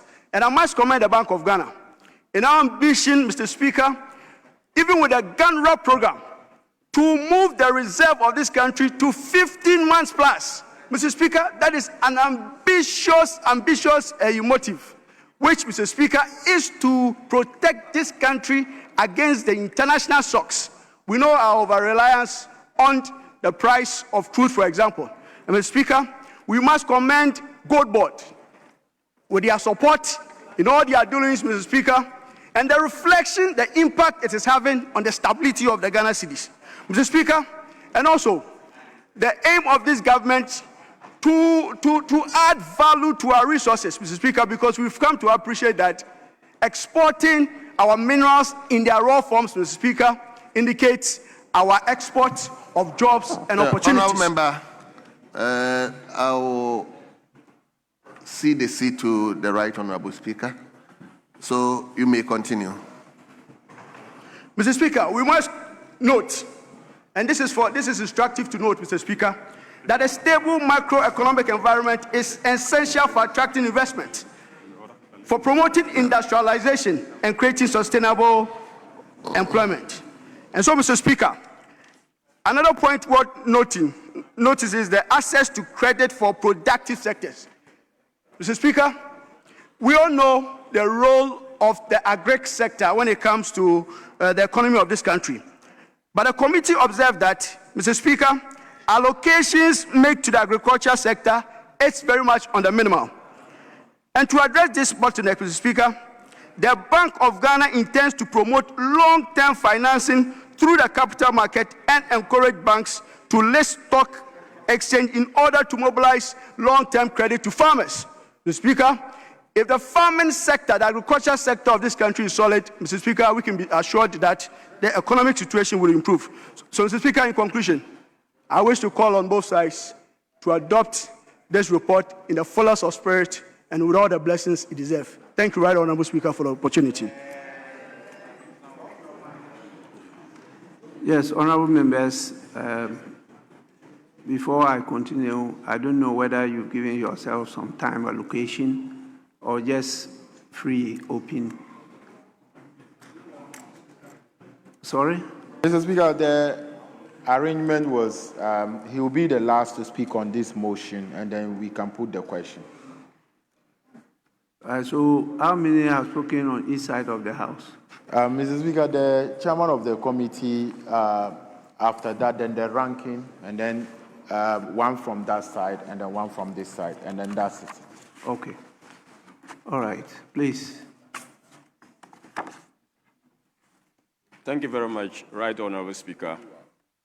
Mr. Speaker, we have before us today report of the Committee on Economy and Development on the conduct of monetary policy and macroeconomic review for the year 2025. Mr. Speaker, the report on page 4 has made certain observations, and that first observation that I will comment on is the stabilization and appreciation of the Ghanaian cedi, Mr. Speaker. Mr. Speaker, the report has drawn our attention to the fact, and of course, it's right, especially when you review the economic literature from the Bank of Ghana, you will realize that the cedi had appreciated for the year under review by some 40 percentage point.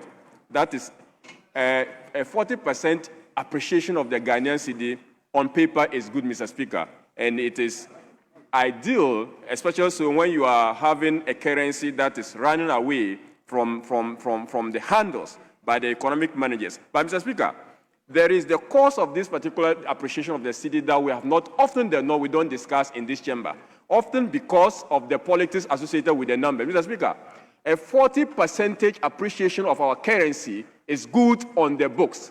But when you go to the market, you realize that the food glut we are having is because of this 40% increase in appreciation. If you go to Kantomato and there's pressure, and they are saying that the town is hot, it is because of this 40% increase in the appreciation of a cedi. Mr. Speaker, why do we consider this 40% appreciation of a cedi as something not good in terms of economic management? Mr. Speaker, it is not good because when you want to arrest the depreciation of your cedi, you must have a way of doing it gradually, in a manner that the transmission, in terms of the effect to the Ghanaian citizen, is minimal. But you cannot abruptly. For instance, it's like driving a car, Mr. Speaker. When you are driving a manual car, before you can come to a stop, the car in his 5th gear must be brought to a 2nd gear, to a 3rd gear, to the 2nd gear, before you get to the 1st gear, before it can stop. Mr. Speaker, when you abruptly bring a car from the 5th gear to the 1st gear, if you don't take time, the car will ground. And that is what we are experiencing. Mr. Speaker, they make so much noise about the 40% appreciation of the currency. Please, honourable members, let's listen to him. I don't think what he said is wrong, that if you are driving at high speed and you want to bring the vehicle to stop, you have to reduce the distance. You don't go sudden. It will topple the car. There's nothing wrong with that statement. It's a fair comment. So please, you go on. Thank you very much, Mr. Speaker, for your wisdom. Mr. Speaker, that is the problem with that particular strategy. And on the books, it is good.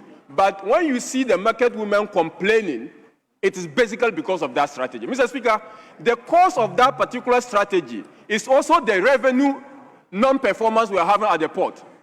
If you artificially prop up your currency and you are getting money in dollars, if you change it to Ghanaian cedi, in exchange term, it's going to be lower. So one of the reasons why we are having non-performance of our revenue is because of the artificial propping up of the cedi. So these are the cause of the appreciation of the currency that we are experiencing. And that story has to be told, Mr. Speaker. Mr. Speaker, the next other point that I want to touch on is the reserve position. Mr. Speaker, they are saying that our reserves have increased as at October 2025, but they are failing to report that our reserve has reduced as of now. You see, we have 5.7 months of import cover, as at the time they were reporting, but today we have 5 months of import cover. And that has to be reflected in your report because you cannot choose and pick. You cannot choose and pick. They are saying they are not considering, but let me refer them to the same report. You are not considering that, but in inflation, you have reported as at early 2026. So you cannot tell me that you are not considering that by your report. You are reporting as at early 2026. So your point is not valid. You can sit down once I continue my point. Mr. Speaker, there is also the issue. There's also the issue of... Honorable member, on that point, what was the position as at early 2026? Speaker, the report is saying that it was noted that inflation... I've read the report. I've read the report. You are talking about them not reflecting the reserve position as at now. And I wanted to know, as at early 2026, what was the reserve position? Mr. Speaker, that's why I said that it is now 5 months of import cover, not 5.7 months of import cover. I said as at early 2026. What was the position?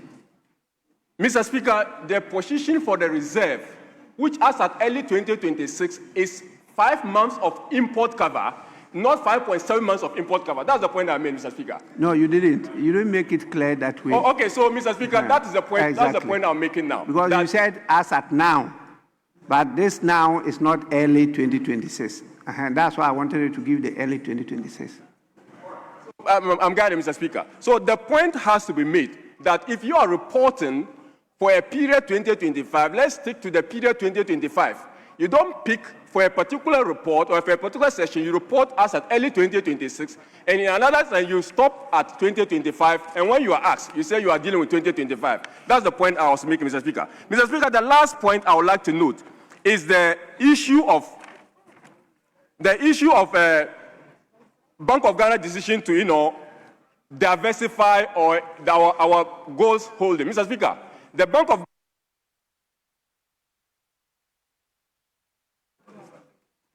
Mr. Speaker,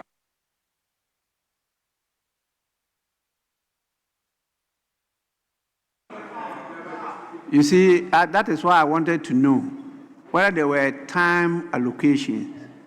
And the impression, you didn't tell me. Mr. Speaker, you are right. We didn't mention the time, but they've been timed 5 minutes. And Mr. Speaker, because of the guidance that you were giving him, if we could add him an extra 1 minute to conclude. What is your position?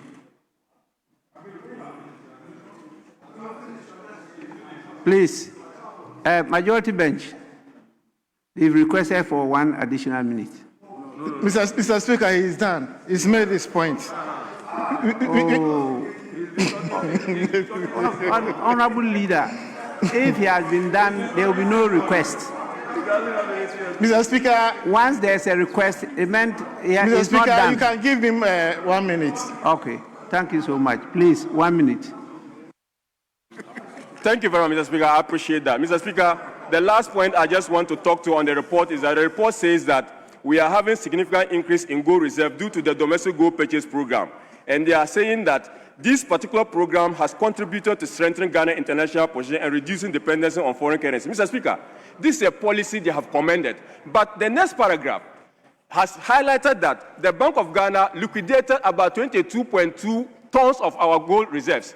On one breath, you are telling us that it is contributing to the stability of our economy. And on another breath, you are selling the gold that has been accumulated under the previous government. I don't think it is something right, and we have actually litigated that already. But we must put it on record that the decision by the Bank of Ghana to sell our gold reserves of about 22.2 tons was a bad policy decision, and the government on hand side, following the introduction of the program for the gold reserve, accumulation of reserve in the country, would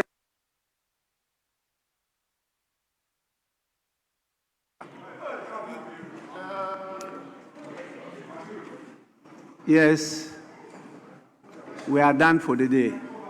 So we put the question. Honorable members, those in favor of the adoption of motion number 34 on the order paper, say aye. Those against, say no. Honorable members, the ayes have it.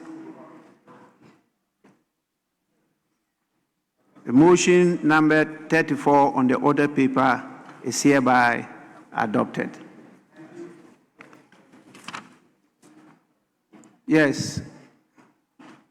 Mr. Speaker, we have some outstanding motions to be taken, so we'll move to page 10 of today's order paper and take motion 25, 26, and then come to page 16 and take 54.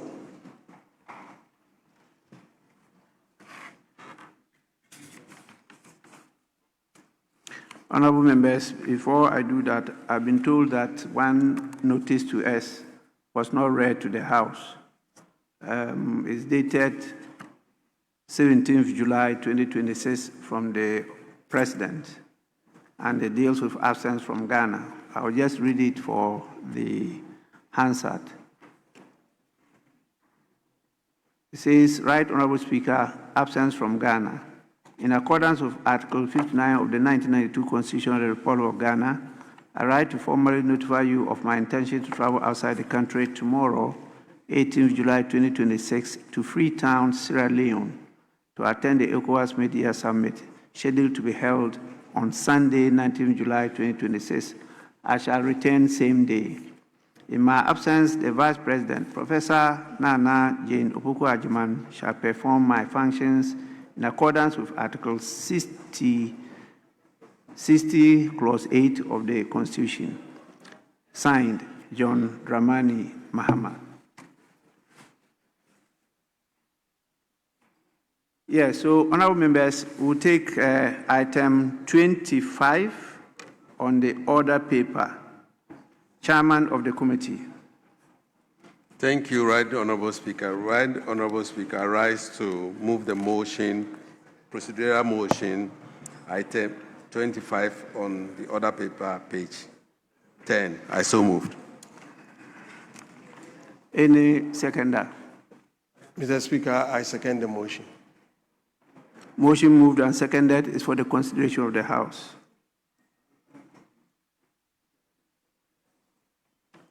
There being no consideration, I put the question.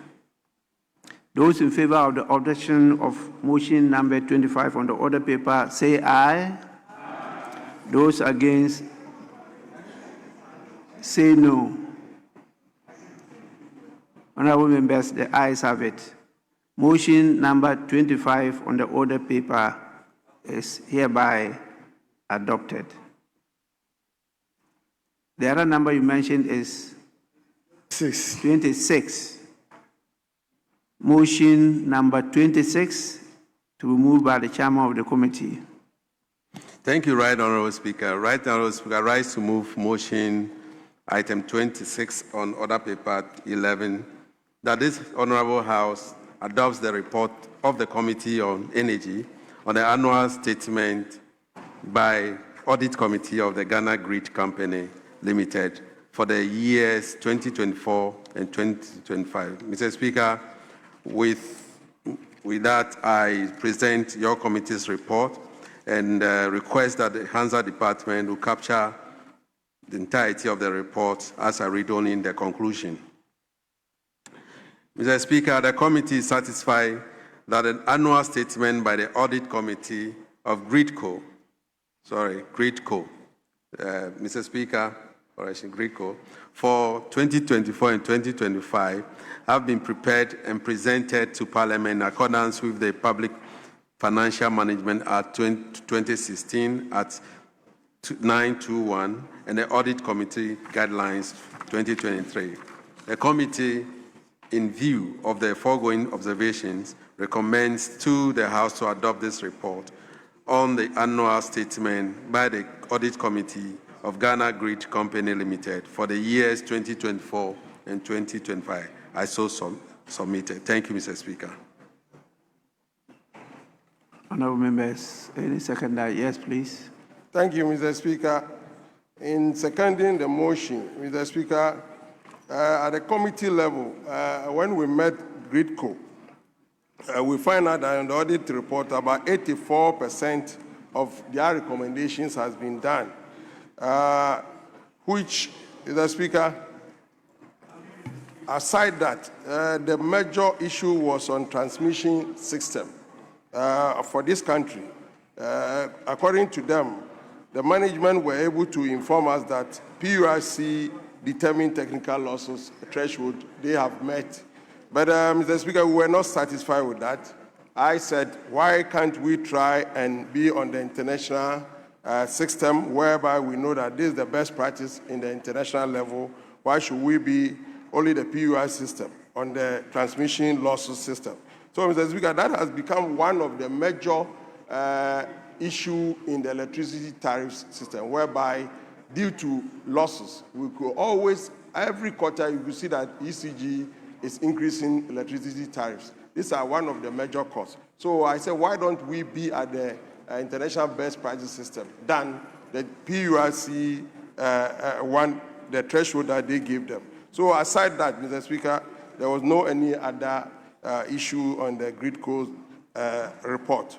So I recommend for this House to adopt the GRIDCO. What did they tell you was the cause of the losses? Yeah, Mr. Speaker, it's about increasing their cables, buying the best cables, because now we have even up to 740 transmission cables. No, you are not answering my question. What is the causes of the losses? It's part of the cables they use to transmit power, and they are step-down generators. So they need to get the modern ones. These are some of the causes when it comes to GRIDCO. But when it comes to ECG, there are a lot of factors that causes the losses. No, we are dealing with GRIDCO. Yes. Yes. Theirs is the cable, the transmission cable. So we are having transmission losses because they are using inferior, obsolete cables. Yes. Okay. And then the step-down transformers also, they need to modernize them with the cables. These are some of the things. Yes, Chairman. Mr. Speaker, let me assist my ranking member. When you are transmitting current, you need cables that will carry the current to its final destination where it will be boosted by transformer. Now, currently we have 16 kVA on the eastern part of our corridor, but we need over 330 kVA that will carry the current to a destination for a transformer either to reduce it or to boost it up. And so the transmission losses came as a result of the cables that have been there for years that are not the cables that are supposed to be used. That's exactly what they told us. And they needed over 330 million USD to change some of this cable. In addition to that, we have obsolete transformers that are either to boost the current or to reduce the current. Most transformers are outdated, and we needed to replace all those transformers. And so we are having, losses as a result of that. Thank you, Mr. Speaker. So what they need is capital injection. Exactly so, Mr. Speaker. So there are no commercial losses. These are fiscal losses. On Grisco, no. Oh, yeah. Okay. Don't be surprised. I did my studies in the privatization of public utilities. So I know a lot about these matters. That's why I'm asking you the questions.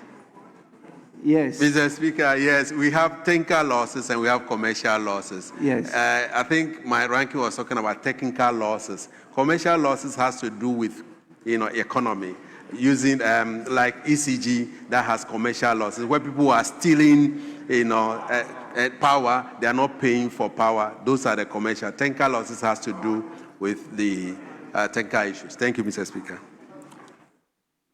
Yes, Honorable. Mr. Speaker, I need more clarification from the chairman. Mr. Speaker, because Greco, if you say they don't have commercial losses, Greco operates mainly part of the northern region, but there's always the power theft that you have attributed to ECG as part of their losses.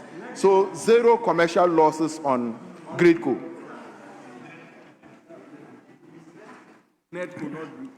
Thank Yes. you, Mr. Speaker. Yes.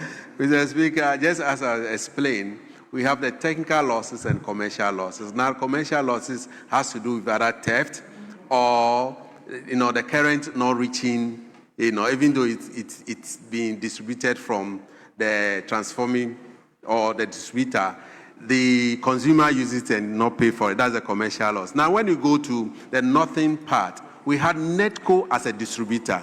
In our part, we have ECG as a distributor. And then when you go to the free zone enclave, we have the this power enclave as the distributor. So we have three distributors that sells power to us.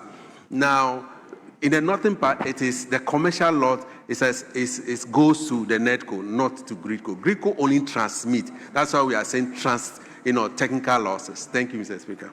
Well, I'm happy that ECG and NETCO are paying up to date. They are paying Greco up to date. So there are no losses there. So it's only technical losses. That's what you are telling us, which I don't think is the right situation. But yes, Mr. Speaker, one of the problems I know that had always existed was that ECG was owing Gridco. ECG used to owe Gridco a lot. Unless you are telling me that 2024 and 25 in this report, ECG is up to date. Because it is true that it is ECG that serves you and me, and then Gridco is the one that transmits it from the producers like Akusombo and the thermal energy. Then they will transmit the whole system. But I do know that in those days, ECG used to owe them a lot. They were not able to pay. So unless they are telling us that ECG now is up to date, and so they don't have problems with that. But Mr. Speaker, I want to add to what the committee has observed, that in the eastern part of the country, there is a huge problem. Because if you take from Yendi, the substation is in Yendi, the next substation is in fact, it's even past Karachi. So we have very long transmission lines. And it has become inefficient, totally inefficient. And because of that, the people in that area are suffering when it comes to power generation because they don't get good quality power. They are really, really suffering. The last time I spoke to the minister, he said they needed around $330 million to $360 million to be able to fix that thing. Because they were looking at putting a transmission station either in Pandai, Bimbila, or Karachi so that they can short circuit the transmission line. But Mr. Speaker, it's very long and they lose a lot of power. And the cables that they are using are I won't use the word outdated, but they are not up to standard. And so when they produce power and they expect ECG to be able to get enough power to serve the people, they have problems. And it is a lot. So I will urge that we support them if there is a way out. Because in any case, they are saying that they don't lose. So they get their money back. So it's very easy. So let's do scrutinization. Let's scrutinize the money that they get. Use that money to invest and get it. Because you don't lose. They are not ECG that is losing economic because people don't want to pay.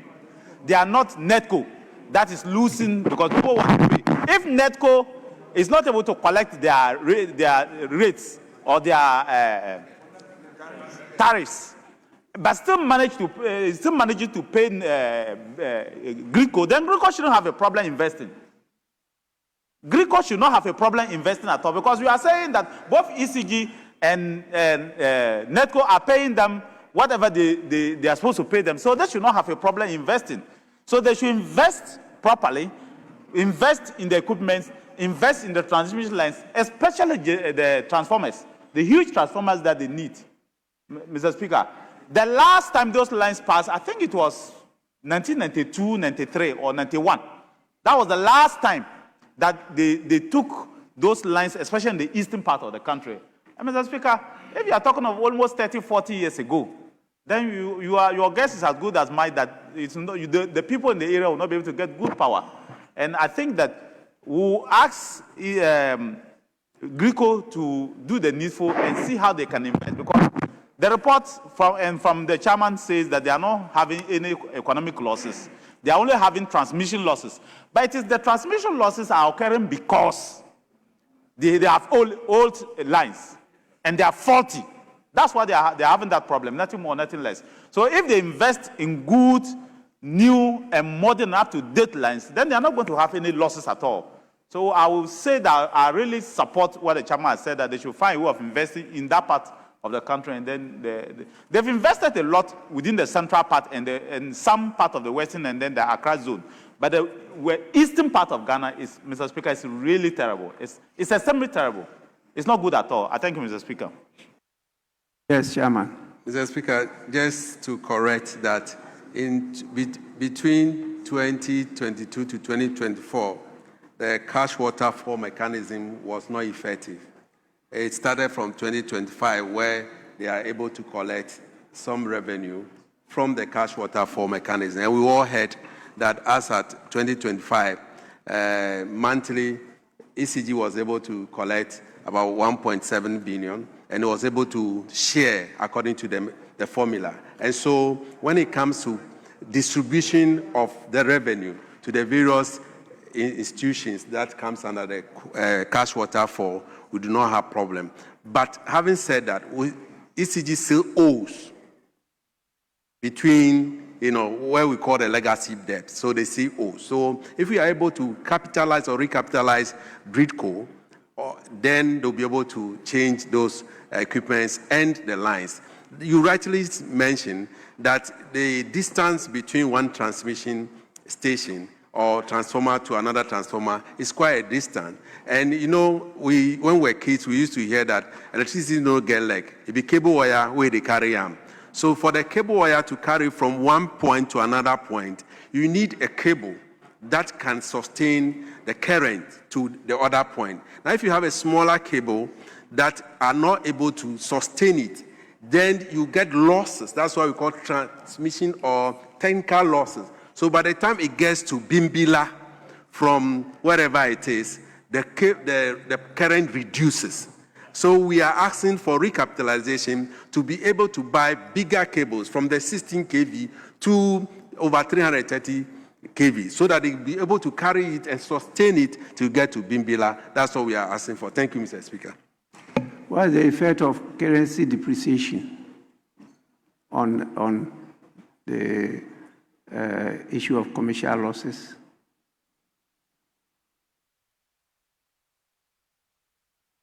Mr. Speaker, the currency depreciation at the time that we you all know that the dollar was very high. The rate was higher, but so when there's a change of government and the stabilization of the CD and the CD appreciate, it affected ECG. That's what happened. That's where we have the currency losses or the losses that occur as a result of foreign currency. Thank you.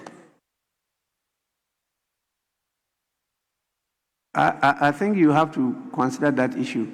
Actually, I was talking about currency fluctuation, not depreciation, fluctuation. Yes, what is your response? Thank you, Mr. Speaker. Mr. Speaker, when it comes to the currency issues, it's something that is still going on because the institutions will give their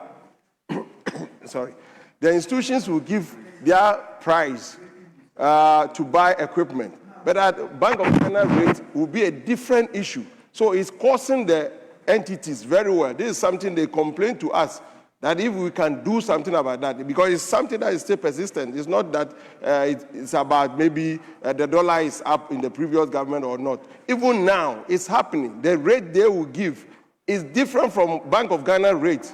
So this is what is causing a lot in the currency fluctuations for them to buy equipment outside the country. This is one issue they raise. Well, can we get our committee Ways and Means to sit with your committee to go through these things and see how we can support GRIDCO to get, as we are talking about capital injection. There are ways and means that we can, as a house, support the executive arm to raise that capital, because without energy, you can't industrialize, you can't develop. It's a basic thing that you have to get right. Once our energy sector is still wobbling, there's no way that we can talk about developing as a nation. And you know the cost we're having. We've been middle income at the lower level for many years. And we're not seeing progress in that. So this is one of the sectors that we might pay serious attention on. That's why I'm asking the questions. Anyway, so could we go on? I thought we've done enough for me to put the question. Yes, please. Mr. Speaker, thank you very much. In reviewing the report, we realized there are two major issues they've talked about: transmission efficiency and debt collection. Mr. Speaker, I would like to dwell on the debt collection aspect. I know the chairman did speak about the cash flow mechanism, cash waterfall mechanism, which has helped to increase the debt payment from 20% to about 60%. But, Mr. Speaker, one thing we have to dwell on: if ECG and NEDCO is made to pay its debt, is going to help. But one thing we also did not talk about is the fact that we have companies like Valco and some mining companies that are also will have to pay their debt that we are not focusing on. Because if you can improve on the efficiency of your transmission, in Ghana we have about 70 substations that we are using. We are advocating that we should add more substations and we should improve on the aging equipment, especially in the middle corridor of our country. The equipment are aging now. But, Mr. Speaker, we will have to, without funds, even if you have government-backed... But, Honorable Member, the companies you are talking about, do they take direct supply from GRIDCO? The VRA and the mining companies, do they get direct supply from GRIDCO? Mr. Speaker, if they are to pay ECG and NEDCO, then of course ECG can in turn pay. No. Please. Don't take me to ECG. This one we are discussing has nothing to do with ECG. We are talking about GRIDCO. And that's what I'm talking to you about, because you are talking about them supplying VRA and mining companies. But GRIDCO doesn't supply VRA and mining companies. It's ECG.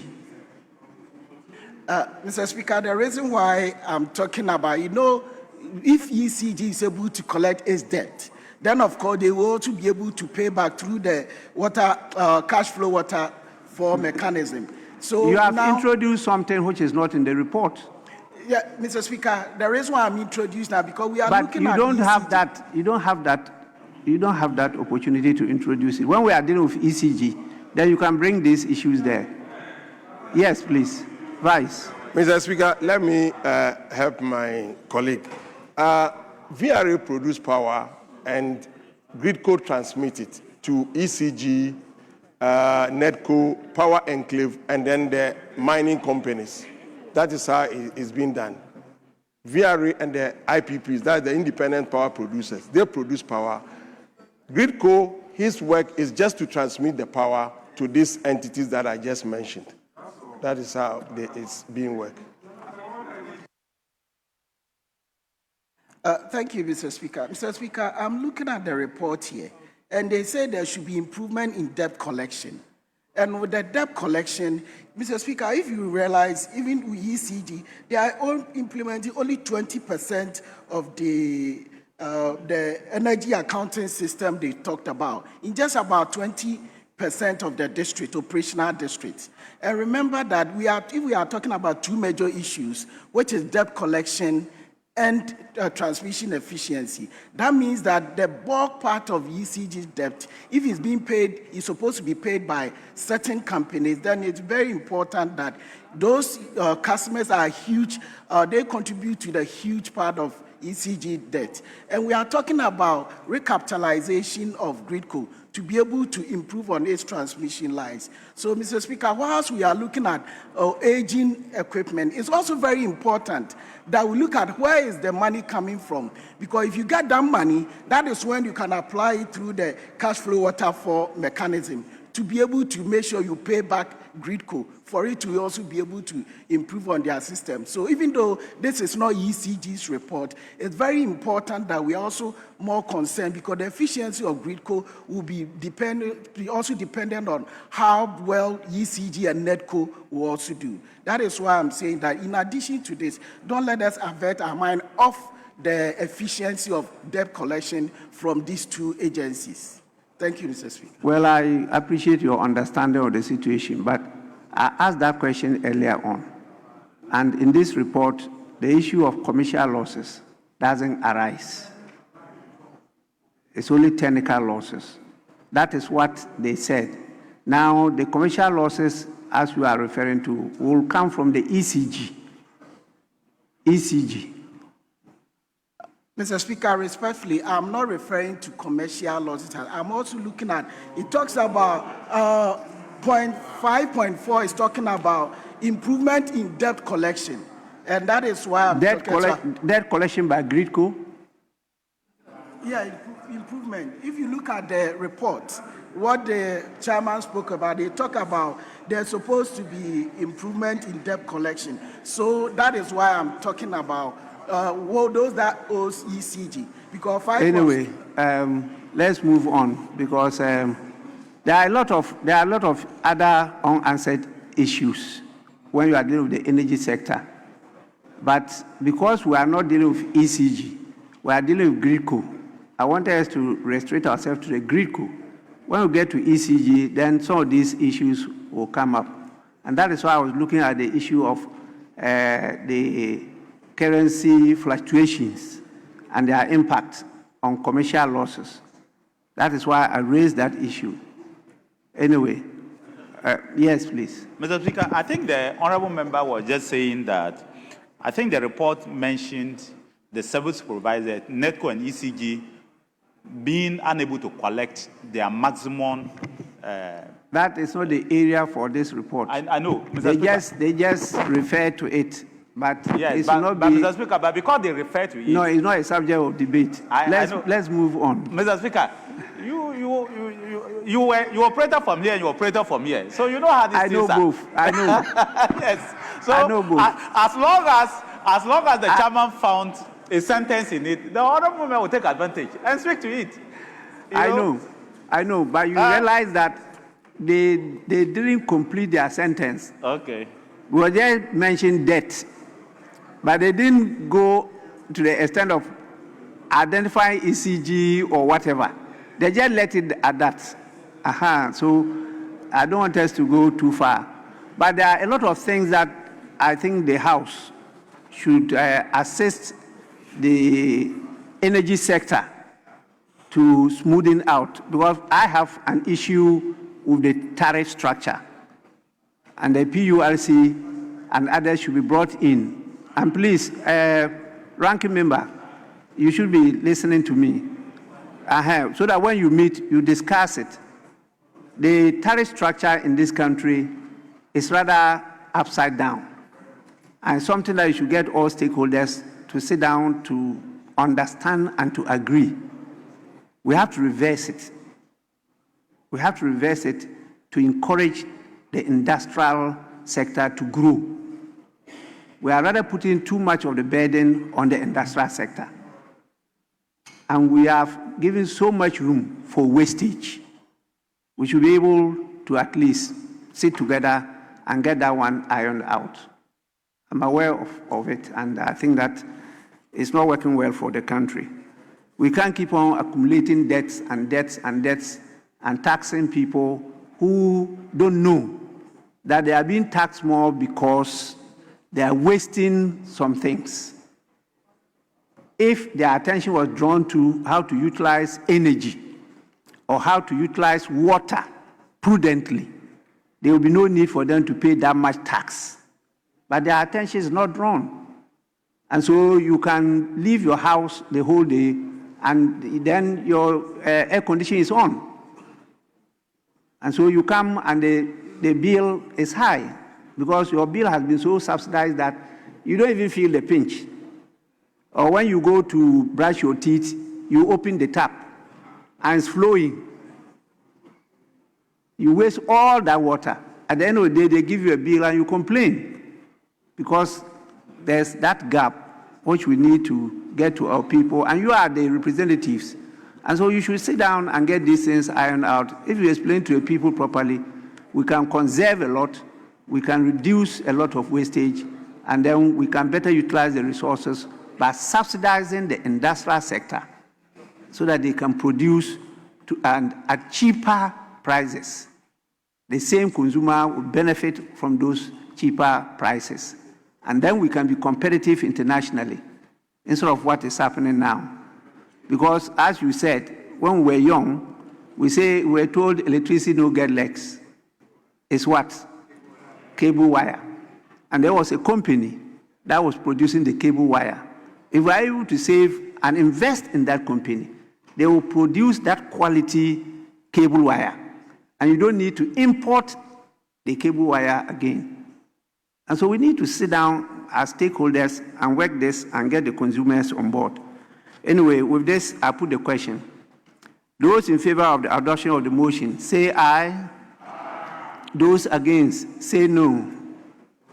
Honorable members, the ayes have it. The motion is accordingly adopted. Motion number 27. Mr. Speaker, motion number 54. 54. Yeah. Honorable members, motion numbered 54 on the order paper. Chairman. Thank you, Mr. Speaker. Mr. Speaker, I rise to move the motion that this Honorable House adopts the reports of the Committee on Energy on an annual statement by the Audit Committee of the Tema Oil Refinery for the year 2024.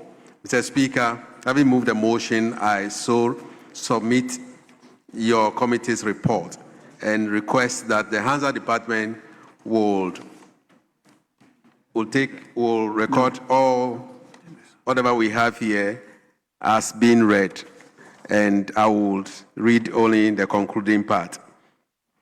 Mr. Speaker, the committee is satisfied that the statement has been prepared and presented to Parliament in accordance with the Public Financial Management Act 2016 at 921 and the Audit Committee Guidelines 2023. The committee recommends to the House to adopt this report on the annual statement by the Audit Committee of the Oil Refinery for the year 2024. Respectfully submitted, Mr. Speaker. Thank you. Any seconder?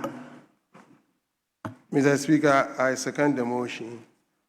In seconding the motion, Mr. Speaker, the committee also observed that Petroleum Hub Development Authority outsourced to a private entity which pay their salaries, and their payroll doesn't go through the normal internal audit validation before payments are being done.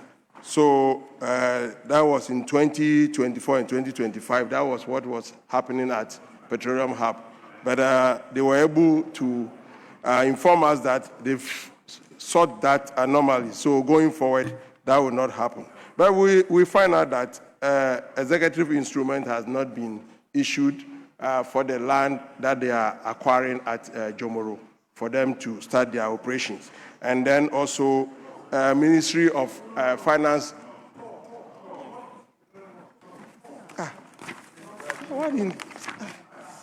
Mr. Speaker, sorry, Mr. Speaker, because he told me we are going, the next one is Petroleum Hub. Okay. Sorry, Mr. Speaker. Mr. Speaker,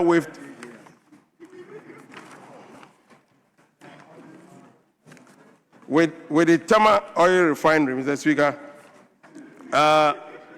for quite some time, their audit was not done, but we are happy that when they met us, they were able to inform us that now they've been able to audit all their previous accounts, and then now they are able to start something that's technical and then operational challenges that they were having at their place. They've been able to overcome some of them, and then which now they are starting to start refinery. But I asked them that why don't they get the fuel from, that's the Jubilee field. We have 3 fields that produce oil in this country. Why can't they get oil from there to produce? But recently I've seen it in the dailies that the government has released some of their fuel, some of the oil for them to refine. Because I was on it, that if we have such a big entity being lying down, paying workers every year, and to me, I would say they are doing nothing.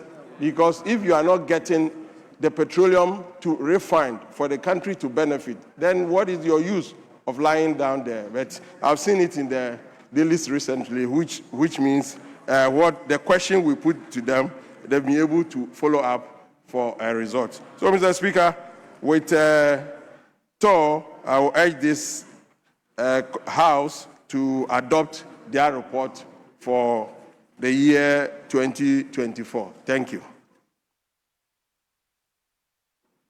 Yes, please, Honourable Member. Right, Honourable Speaker. Thank you for the opportunity to support motion number 27. Motion number 54. Mr. Speaker, the Audit Committee examined deficiencies in technical operations. As highlighted in the audit report, the committee observed that several critical equipment and utilities, such as boiler number 8, 6.5 megawatts generator, and key compressors, remained faulty, thereby limiting the capacity of the refinery to operate efficiently. The absence of adequate maintenance planning has contributed to persistent equipment failures.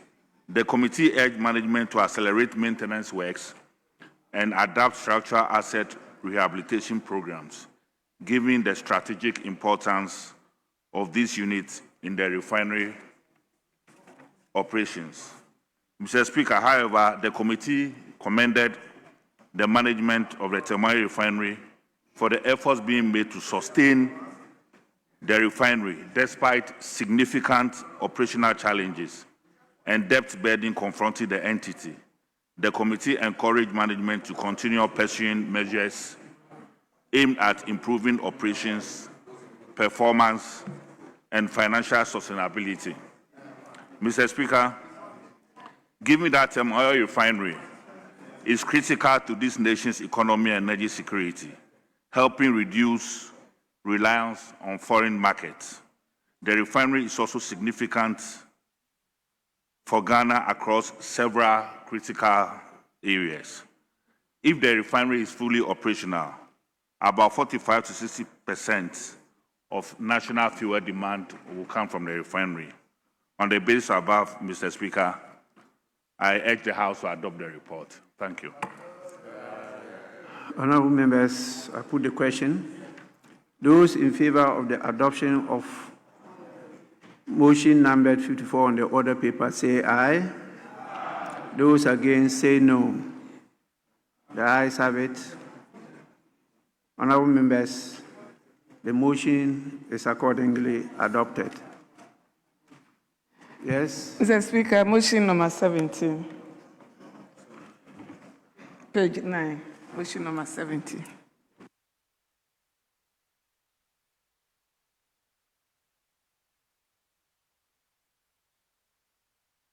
Yes, we are now back to Petroleum Hub. Honorable members, motion number 17 on the order paper, Chairman of the committee.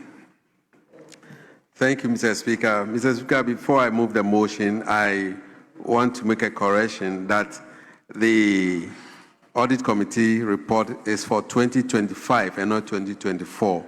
And so if it can be corrected on the order paper, that also goes for the actual motion, the procedural 2025 and then the actual motion 2025. Mr. Speaker, I rise to move motion number 17 on today's order paper, page 9, procedural motion. I so moved. Yes. Mr. Seconder. Speaker, I second the motion. Honorable members, this is a procedural motion. I put the question. Those in favor say aye. Those against say no. The ayes have it. The motion is carried. So we move on to item 18. That's motion number 18. Please, Chairman. Mr. Speaker, I rise to move motion number 18 on today's order paper, page 9, that this Honorable House adopts the report of the Committee on Energy on the annual statement by the Audit Committee of the Petroleum Hub Development Corporation for the year 2025. Mr. Speaker, I submit your committee's report and request that the Hansa Department would record all the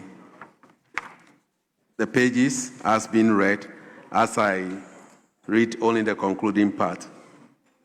Mr. Speaker, the committee knows the progress made by the corporation in strengthening internal controls, improving accountability, addressing deficiencies identified through audit reviews during the year under review. The committee urges management to sustain efforts at implementing the outstanding recommendations.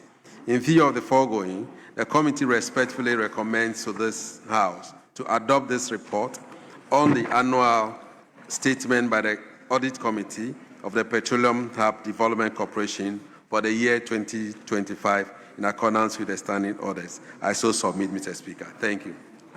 Yes, seconder.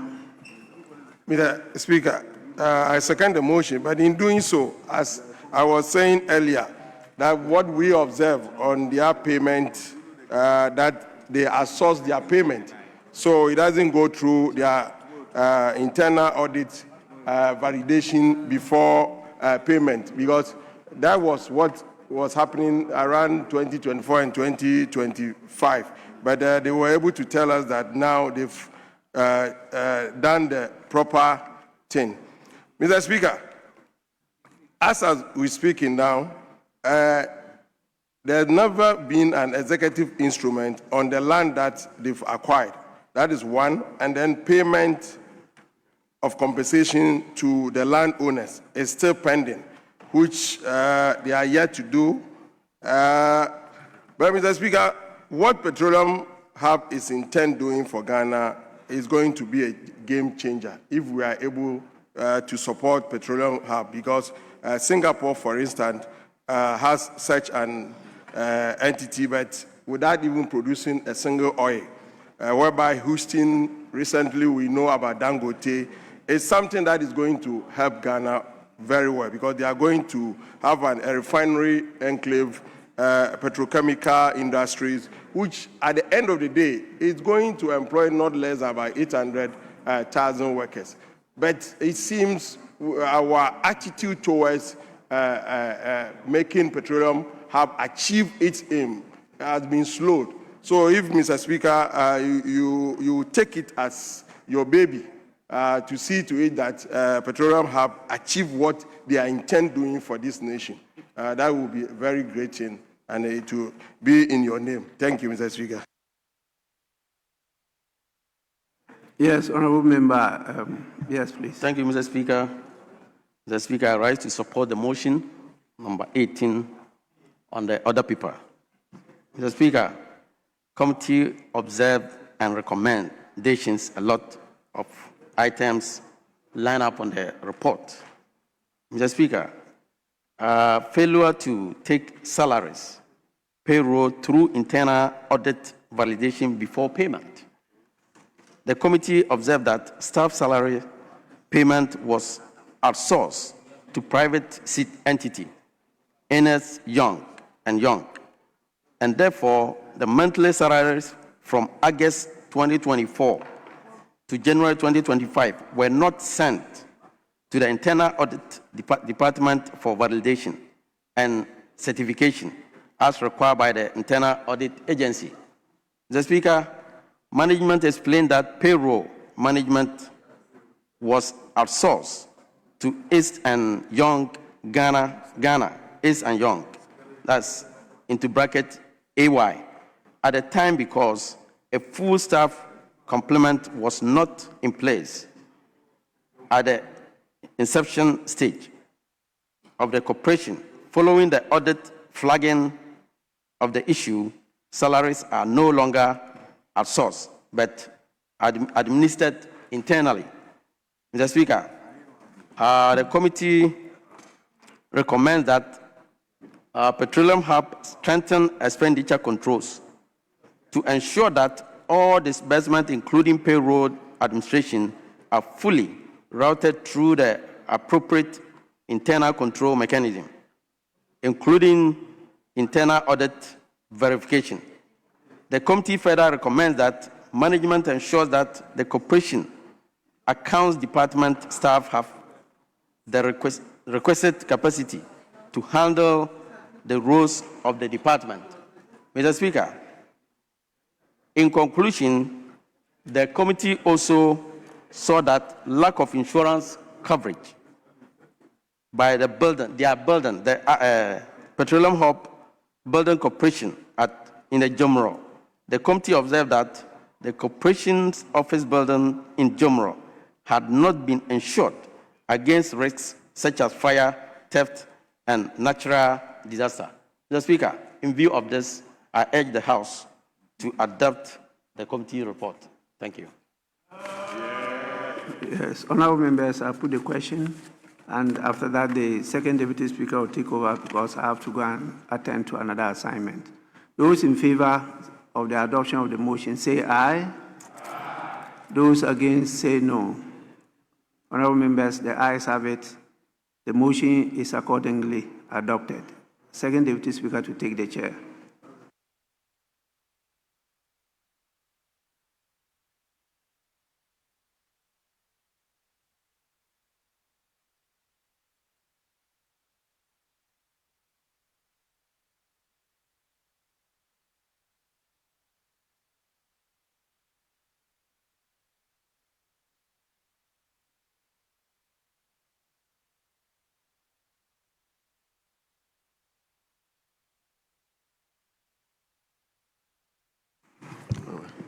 Yes, leadership.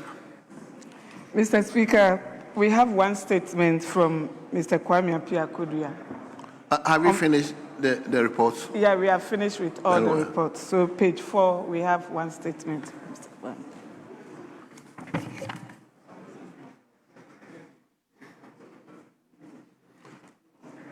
Is the honorable member in the chamber? Speaker. Yes, yesterday we were looking for you. So now the floor is yours. Thank you, Right Honorable Speaker, for the opportunity. Mr. Speaker, thank you for the opportunity to make a statement on tourism development in Ghana, especially the hidden treasures God has blessed the people of Infantiaqua North with, and we must endeavor to utilize them adequately. Mr. Speaker, the government of Ghana has been steadily developing the country's tourism sector in an effort to make it one of the most foreign exchange earners for the country and to improve the livelihood of rural communities in the country. The introduction of the 15-year development plan seeks to contribute to the national and local economic development to enhance and impact the tourism development, leading the sector to create enough employment, revenue generation, environmental conservation, national cohesion, overall economic growth. Mr. Speaker, the expansion of the responsibility of the Ghana National Tourism Authority further supported the diversification in the sector. Other milestones have also been achieved through funding from donor agencies, such as the World Bank. With these measures, Ghana has established a clear roadmap to further diversify the sector by expanding its market sources, developing tourism infrastructure, promoting both domestic and regional travel. Mr. Speaker, I wish to draw the attention of the House to the need to unveil our untapped tourist sites and develop them for the broader market, which will be a game changer as far as revenue generation is concerned. Noting that our dependence on donor support to build the country is unsustainable, we must tap into some potential money-making tourist sites across the length and breadth of our country. Mr. Speaker, in 2018, the World Bank signed a $40 million financing agreement with the government of Ghana for the development of the tourism development project, aimed at growing and diversifying Ghana's tourist sector. The first component of the project, valued at $4.5 million, focused on enhancing the ecosystem through industry training, branding, and marketing. The second allocation of $20 million, which was to identify and upgrade promising tourist sites. The third was $10 million, and it was to support business development services and training. The fourth and the final was $5.5 million, and it was for project management, institutional strengthening, and project coordination by the Ministry of Tourism, Arts, and Culture. The contribution of tourism in Ghana to the GDP is something that cannot be overlooked. In fact, it is one of the financial pivots on which our country runs. In 2022 alone, the travel and tourism sector in Ghana contributed to $3.5 billion and $3.6 billion projection for 2023 was achieved. Mr. Speaker, the Mfanti-Akwa North constituency, of which I am the Member of Parliament, there are a number of these tourist sites which have not been developed. The district is blessed to have the largest rock paradise, that is Adomankuma Fie, where we have rocks naturally carved to look like crocodile, palanquin, and the blackboard, a staircase, and other forms of animals. Mr. Speaker, what makes the place so beautiful is the Afram River, which lies beside the rock paradise, making it a refreshing spot for relaxation. Unfortunately, this place has not been developed yet. The constituency can also boast of 4 existing waterfalls, which are Trudu Waterfalls, Akrumu 1 waterfall, Akrumu 2 waterfalls, and then Usubin waterfalls. They have also not yet been developed to provide leisure and guarantee revenue for the state. We therefore appeal to government and private sector to invest in those tourist sites in their constituency. Mr. Speaker, aside this waterfalls, the Begro Township offers a unique cultural and traditional heritage sites that can also generate revenue for the state.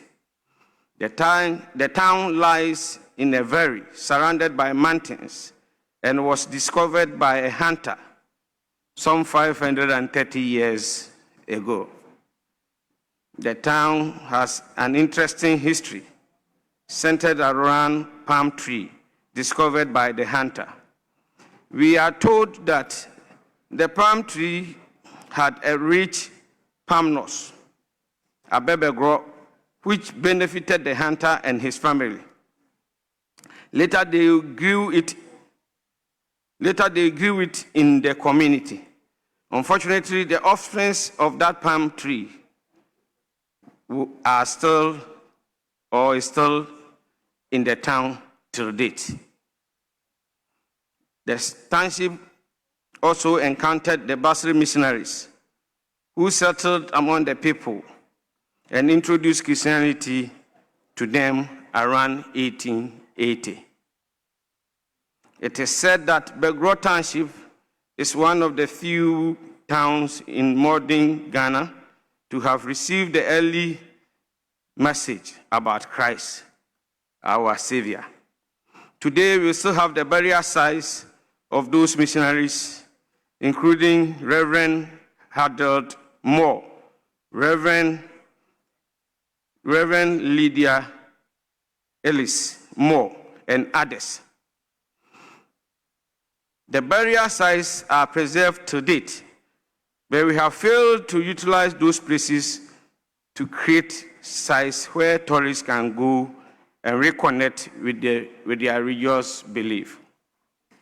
Mr. Speaker, the Mfantiakwa North constituency, due to its location in a valley, has a unique place on top of the mountain where paragliding activities could be carried out.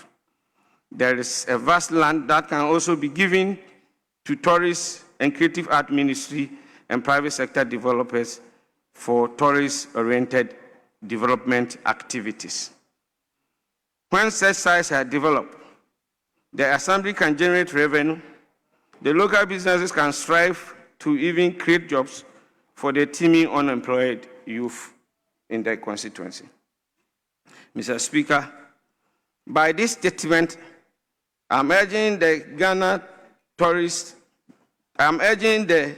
Tourism and Creative Art Ministry, the private sector, to come to Begro in the Mfantiakwa North District in the Eastern region and invest in those tourist sites.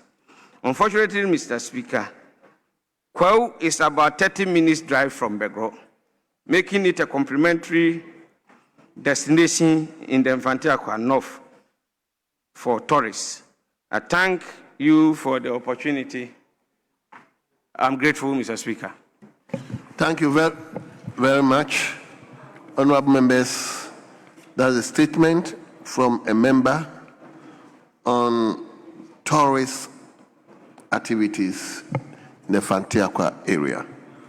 Yes, now, yes, Honorable Freche. Mr. Speaker, thank you for the opportunity, and I'd like to commend the Honorable Member for Mfantiakwa North, Honorable Kwame Appiah-Kodua, for the statement ably made on tourism development in his constituency. Mr. Speaker, I wouldn't want to politicize Oduman Kumahimfie and the waterfalls in the Mfantiakwa North constituency. Mr. Speaker, if you look at the budget that was allocated to the Tourism and Creative Art Ministry in 2025 and also 2026, and how much has been given to them, That is no wonder the honorable member is concerned. Mr. Speaker, the tourism sector alone, if well taken care of, can create so many jobs and can also contribute hugely to the GDP of this economy. Mr. Speaker, you know the service sector's contribution to our economy has been increasing every year on. And as such, it's high time we pay a particular attention to tourism. And if we can do that, Mr. Speaker, then we have to take interest in our heritage and our culture. Our heritage and our natural resources is what we have been given by our forefathers and by God. Ghana is blessed with such sites and such opportunities. So the question I keep asking myself is that if countries like Rwanda can invest so much in their tourism sector and reap off and create so much jobs for its young ones, why aren't we doing same? Mr. Speaker, if you look at the contribution that tourism alone is giving to this country, if we remember the year of return and beyond the return, how well we as a country have focused on it, then it leaves much to be desired. It's unfortunate, Mr. Speaker, that we as a country, we are not putting our money where our mouth is. Because looking at the return on investment that we are getting from the tourism sector and the meager amount that is allocated to them in the budget is not even given to them. The question I ask myself is that we as a country, are we really interested and are we really ready to create the jobs for our young ones? Mr. Speaker, the maker of the statement was specific about 2018 World Bank signed financing agreement with the government of Ghana for the Ghana Tourism Development Project. Mr. Speaker, he was also specific about the fact that 4.5 was to focus on enhancing the ecosystem through industry training, branding, and marketing.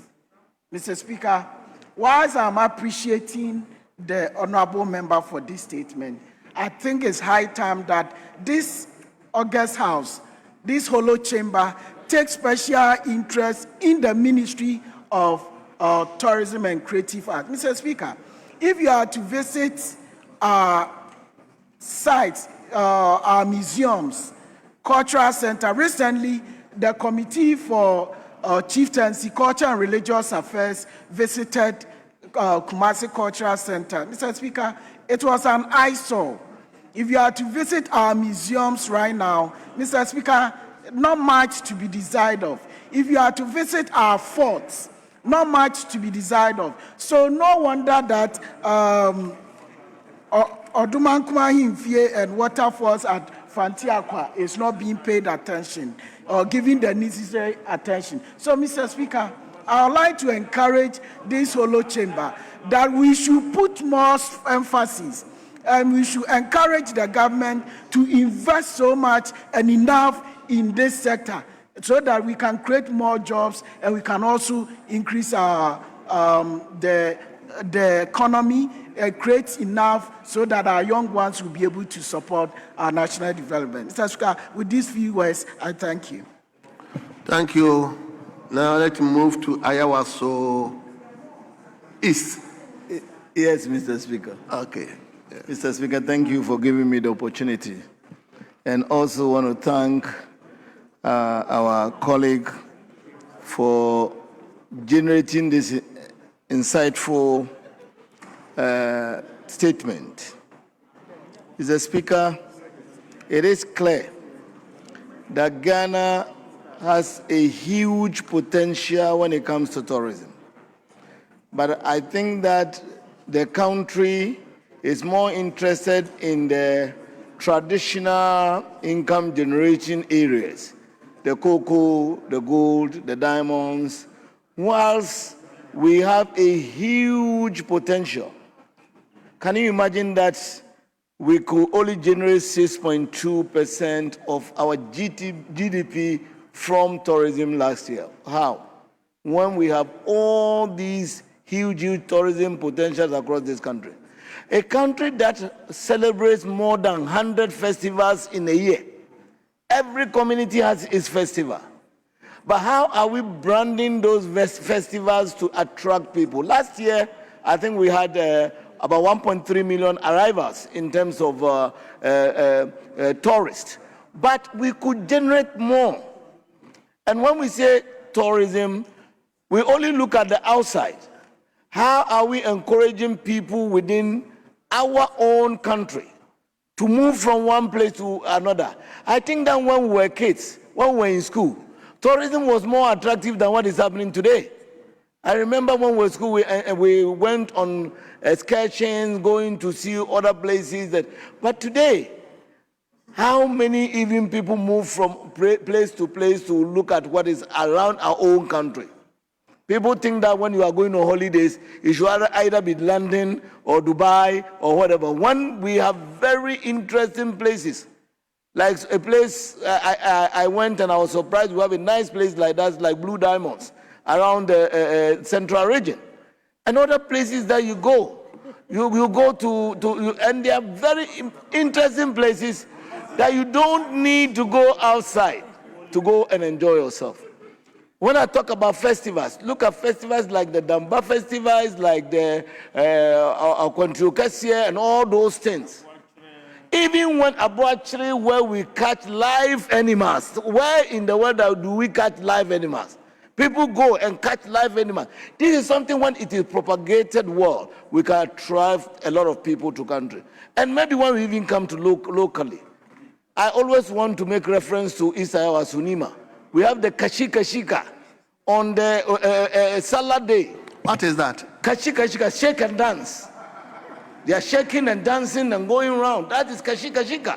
And when you come to Nima, it's a huge festival. Is it nice, very attractive? It's not. We have not been able to list it. It is not something that is even known, but it is something that happens every year. When the chiefs mount their horses, and every tribe, Nima is a multi-tribal area. So every chief and his tribe, the chief will be on his horse, then the tribesmen will dress in their traditional dresses. More than maybe 30, 40 tribes. You see culture at its best.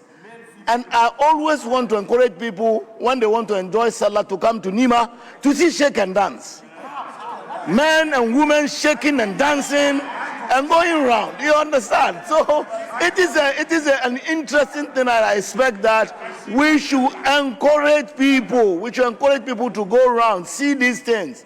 Go to Abuachiri, see how they catch the life. When you go to Akwetia, you have the Nchambua Festival. You see live diamonds dancing around. You see them.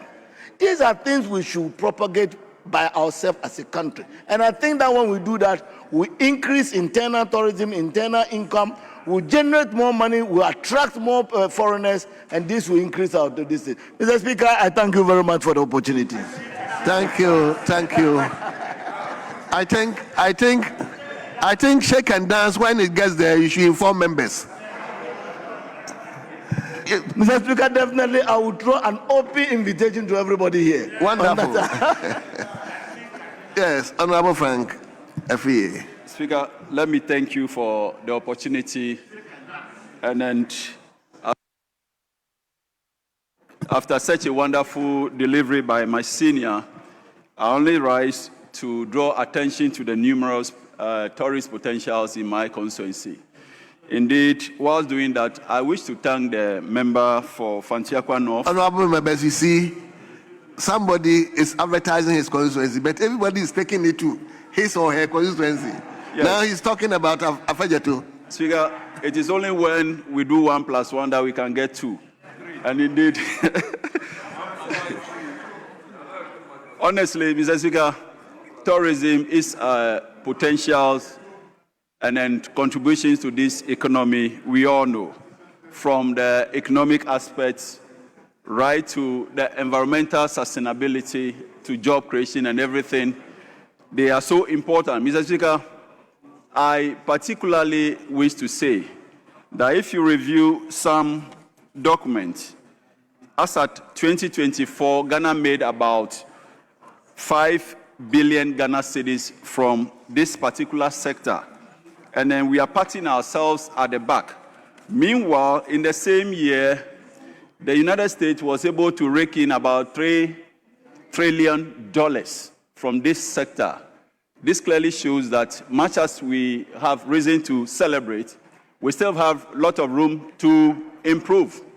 Mr. Speaker, tourist facilities are in the cities just as they are in the rural setting.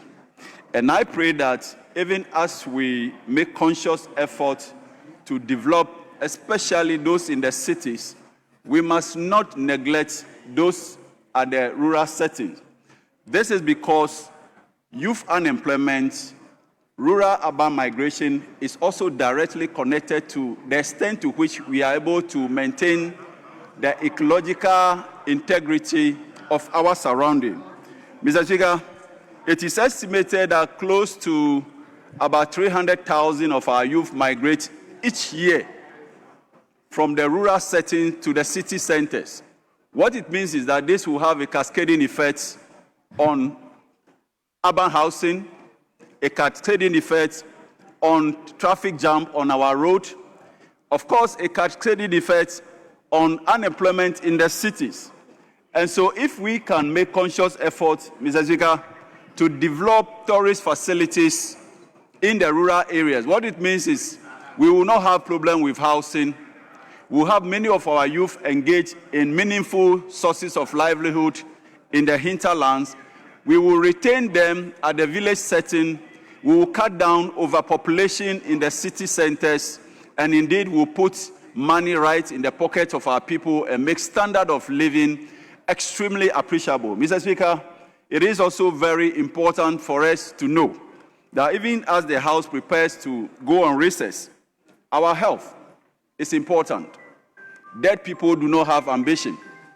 It is only when we are alive that we can dream of a successful tomorrow. I really want to use this August occasion and important platform to invite your good self, the clerks at table, after such heavy lifting section of a meeting, please, all of you, members of parliament, unite and come to Afajato. Of course, we have the tallest mountain. We need to hike. We need to climb. We need to burn our fats. Mr. Speaker, we need to ensure that our health is solid, is intact. That is only when we can build this nation. Besides the mountain, we have the Tafi Atome Monkey Sanctuary. You just need to come and discover the wonders of nature. These monkeys, you hardly see a dead one in the forest. When one of their own dies, they perform funerals by themselves. They bury the dead one. You don't see them. Mr. Speaker, these are things that we need to do. Mr. Speaker, Mr. Speaker, it will also interest you to know that in Afajato South, we have the snake village, where we sleep with the snake, we dine with the snake, and we do everything with the snake. We welcome you. Mr. Speaker, with this very important opportunity, I just want to say that the House, once again, is welcome to Afajato South District or constituency. Thank you. I even thought the mic was off. Honorable members, you see, somebody took the trouble to bring it to this House, the tourist potentials in its constituency. Now it has been taken over to Nima East, to Afajato. That is the best of it. So we bring statement to a close, and we thank the maker of the statement as well as all those who contributed. I think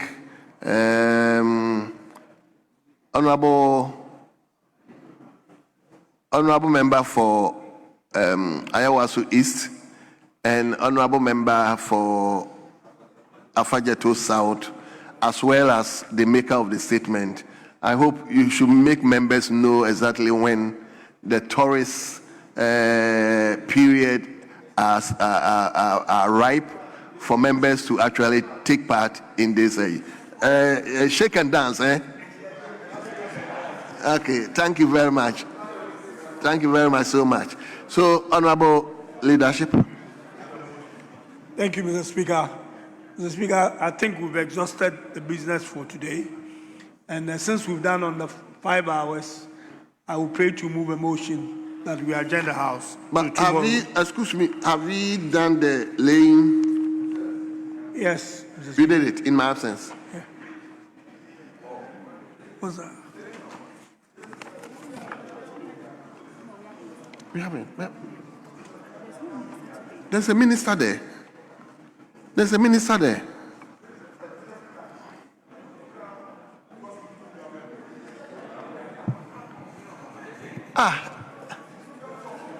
We are going on recess next week. Oh.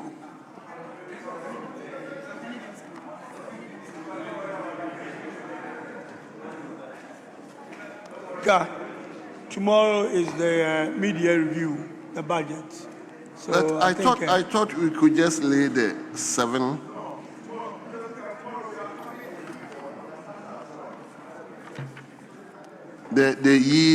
Once we have a minister, the one we had wanted to do, but there wasn't any minister. Anyway, you are prosecuting government business if you say yes. So, Mr. Speaker, I move the motion that the House adjourn till 12 noon tomorrow. Thank you. Well. Thank you, Mr. Speaker. Mr. Speaker, the deputy leader indicated that tomorrow we will be receiving the minister responsible for finance on the mid-year review. And I just want you to relate with the minister responsible of finance that tomorrow what Ghanaians are expecting of him in the statement is to state clearly and pay Ghanaian contractors. Ghanaian contractors have not been paid, they are suffering, there are no money in the system. They expect that the mid-year budget review should capture that. Ghanaians are also expecting that the Akokon Kitinkiti, which have also turned to the guinea fowls that flew previously to Burkina Faso, that Omudi Ayel soup. Ghanaians expect that the finance minister tomorrow in his statement should be able to tell us about that Akokon Kitinkiti. Mr. Speaker, Ghanaians also are expecting that even though the finance ministry are talking about inflation coming down, but prices of goods and services keep rising at a faster rate. So a clear reconciliation that Ghanaians expect. Leader, you are called to just second the motion. Mr. Speaker, in doing so, I just want the deputy leader to know what Ghanaians are expecting of the finance minister tomorrow when he presents the statement. Mr. Speaker, the jobs that they promise Ghanaian youth, including NDC youth, is only on paper. The 24-hour economy, Yamutu. The Women's Bank, Yamutu. 133, Yamutu. Paying contractors, Yamutu. And every bit of the promise that you have done, Ghanaians are expecting that the media budget tomorrow should be able to address that. If the finance minister come here to this house tomorrow, we will be observing and be monitoring every line of his statement or his budget. And we beg him, he should not come and ask of any money, because we will not give him any money, because the money that we have given. Mr. Speaker, yesterday, we approved about $1 billion. $1 billion as a loan to the minister. So, Mr. Speaker, I second the motion that we should adjourn till tomorrow, 12 o'clock noon. But they should know that yesterday they borrowed $1 billion in the name of the Ghanaian people, and we expect that you should be able to do so. I thank you, Mr. Speaker.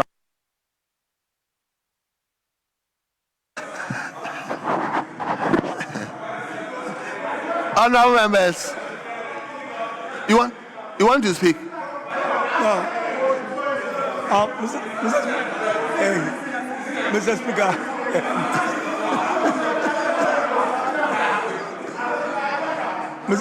Mr. Speaker, I was just reminding my honourable brother to wait till tomorrow. To wait till tomorrow. Save your energy and wait till tomorrow. Well. Honorable members, the motion for adjournment has been made and has been graciously seconded by the Deputy Whip.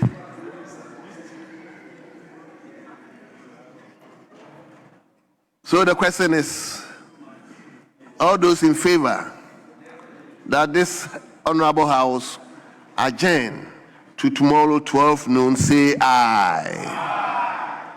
All those against, say no. Honorable members, the ayes have it. The House is accordingly adjourned to tomorrow 12 noon. The House stands adjourned.